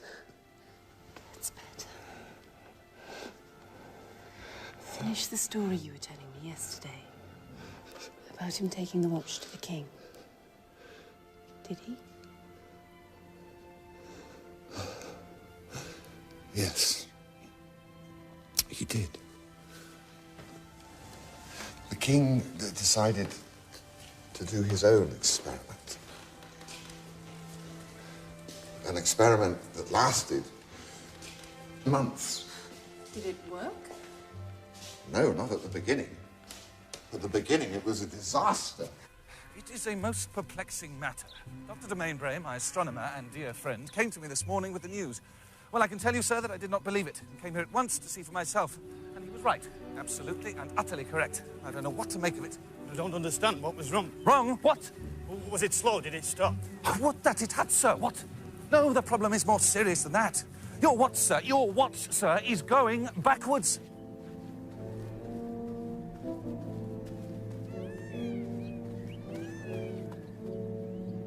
I noticed it this morning, sir. I immediately informed His Majesty. The position, I believe, is correct. The position is fine. I have no explanation for this. Wait. What? The compass needles. What do you think? The needles? When we were magnetizing the needles, what do we do with the... whatever you call it? What? The lodestones. Where's the key? The key. Quick, man, quick, take your waistcoat.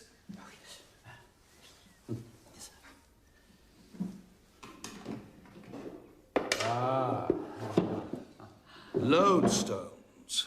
You think the magnets were affecting the clock? I am sure of it, sir. Take these out and throw them in the garden. Immediately.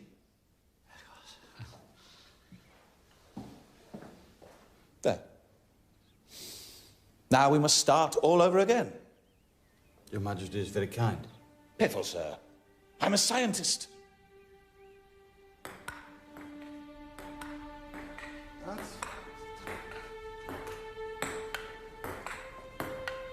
That's right. Watch the ball.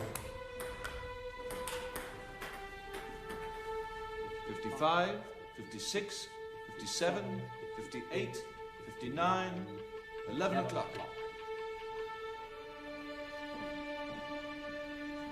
Right, let me see, Mr. Harrison. I think we are on target, gentlemen.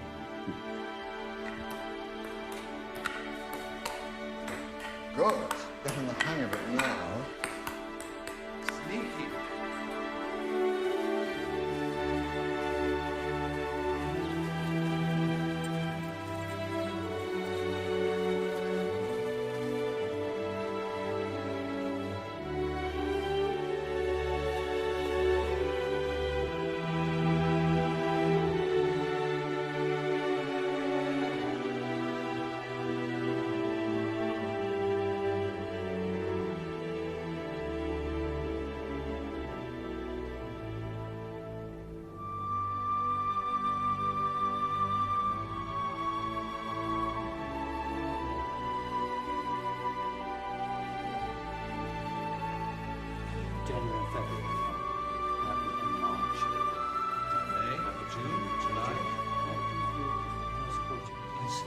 Can't hear the solar tables. They're going to kick you out soon, you know. Well, they can't possibly. I'm feeling particularly mad at the moment. I don't think they cure that kind of madness here. What will you do? I don't know. Pitch a tent outside the gates, I suppose. Do you have any objections to life under canvas? Not more than a couple of thousand. Seriously, though. Seriously, though, I've no idea. It's just... you could move in with me. What, in the nurses' quarters? Wouldn't Sister object, or do you imagine I'll wear some sort of disguise? Don't be silly, it doesn't suit you. No, I'm thinking about going home. Before they throw me out, too. My mother needs some help, and I feel I ought to be with her. It's not ideal, I know, but you could come too. If you wanted. Sounds pretty ideal to me.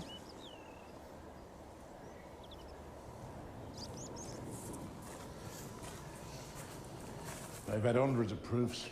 What makes you think one more will change their mind? They must listen to the king. And there is one thing in our favour. Lord Morton is deceased.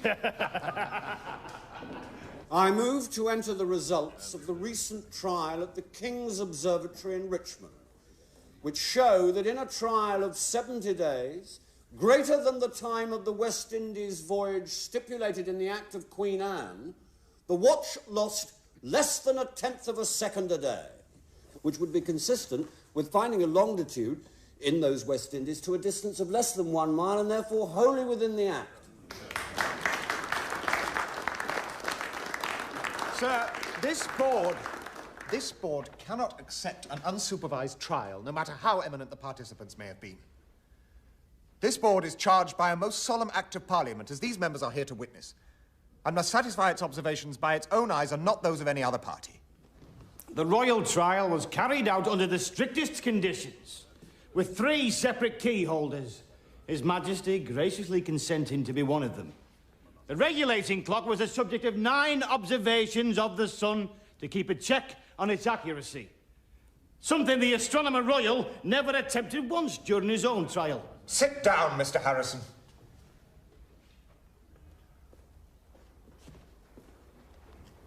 I would like to call upon Captain John Campbell, who has a report recently arrived from Jamaica concerning the exploratory voyage of His Majesty's ship Resolution under the command of Captain James Cook.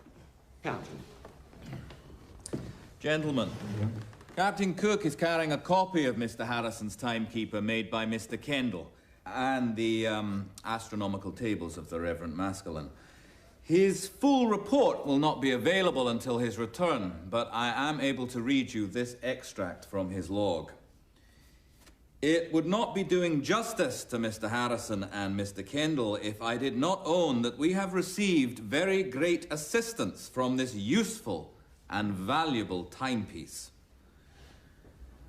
The watch was used to predict the landfall of St. Helena within 3 miles.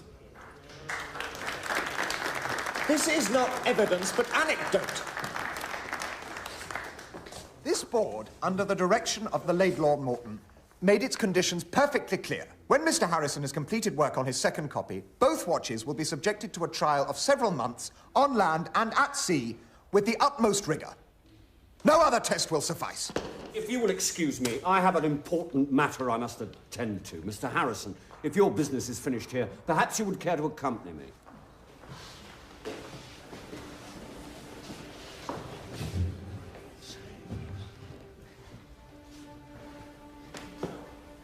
With the board's permission.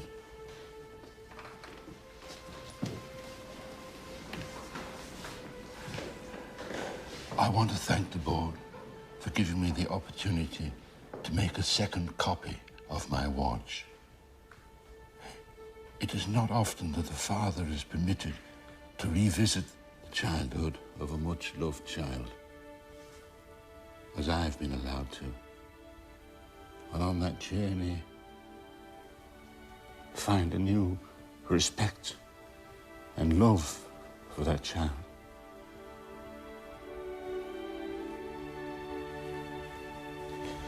I do beg your indulgence, my lordships. I'm an old man, and I've never been accounted a speaker of merit. I may not be spared to complete another watch, but I've begun one.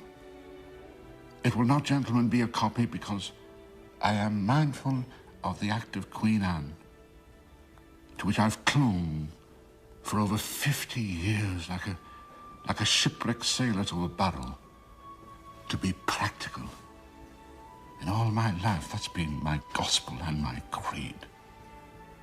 I have an idea that the heat compensation must be within the balance of the watch and not around it. And this morning, I made this. I tried the idea in my first sea clock over 40 years ago. I failed. I didn't understand it. So much I didn't understand it. A compensating balance wheel will simplify the adjustment of the machine, so others may make my watches more easily. Should God grant me the time to complete my labors.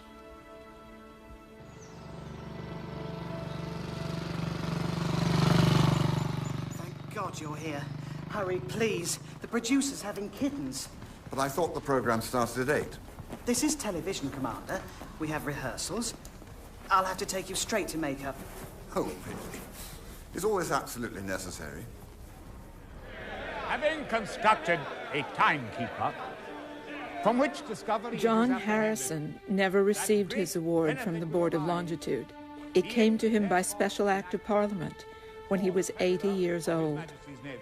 To pay, or cause to be paid, to the said John Harrison. That sum long promised to him by this House as a reward. He had a further 2 years left to him to enjoy his wealth.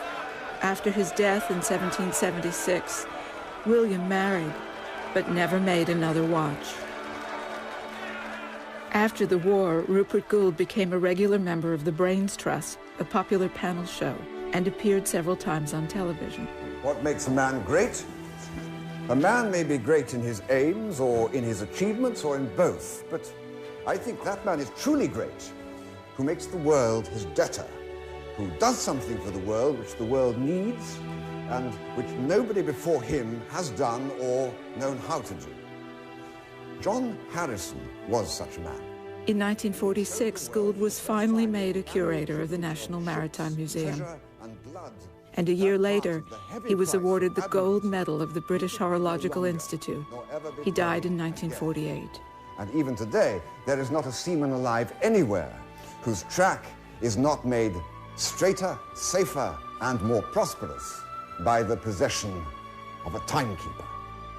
Gould's notebooks are displayed today at the Royal Observatory. Next to them stand John Harrison's 4 marine timepieces, which together represent one man's struggle against all odds to use the 4th dimension, time, to connect positions on our 3-dimensional globe.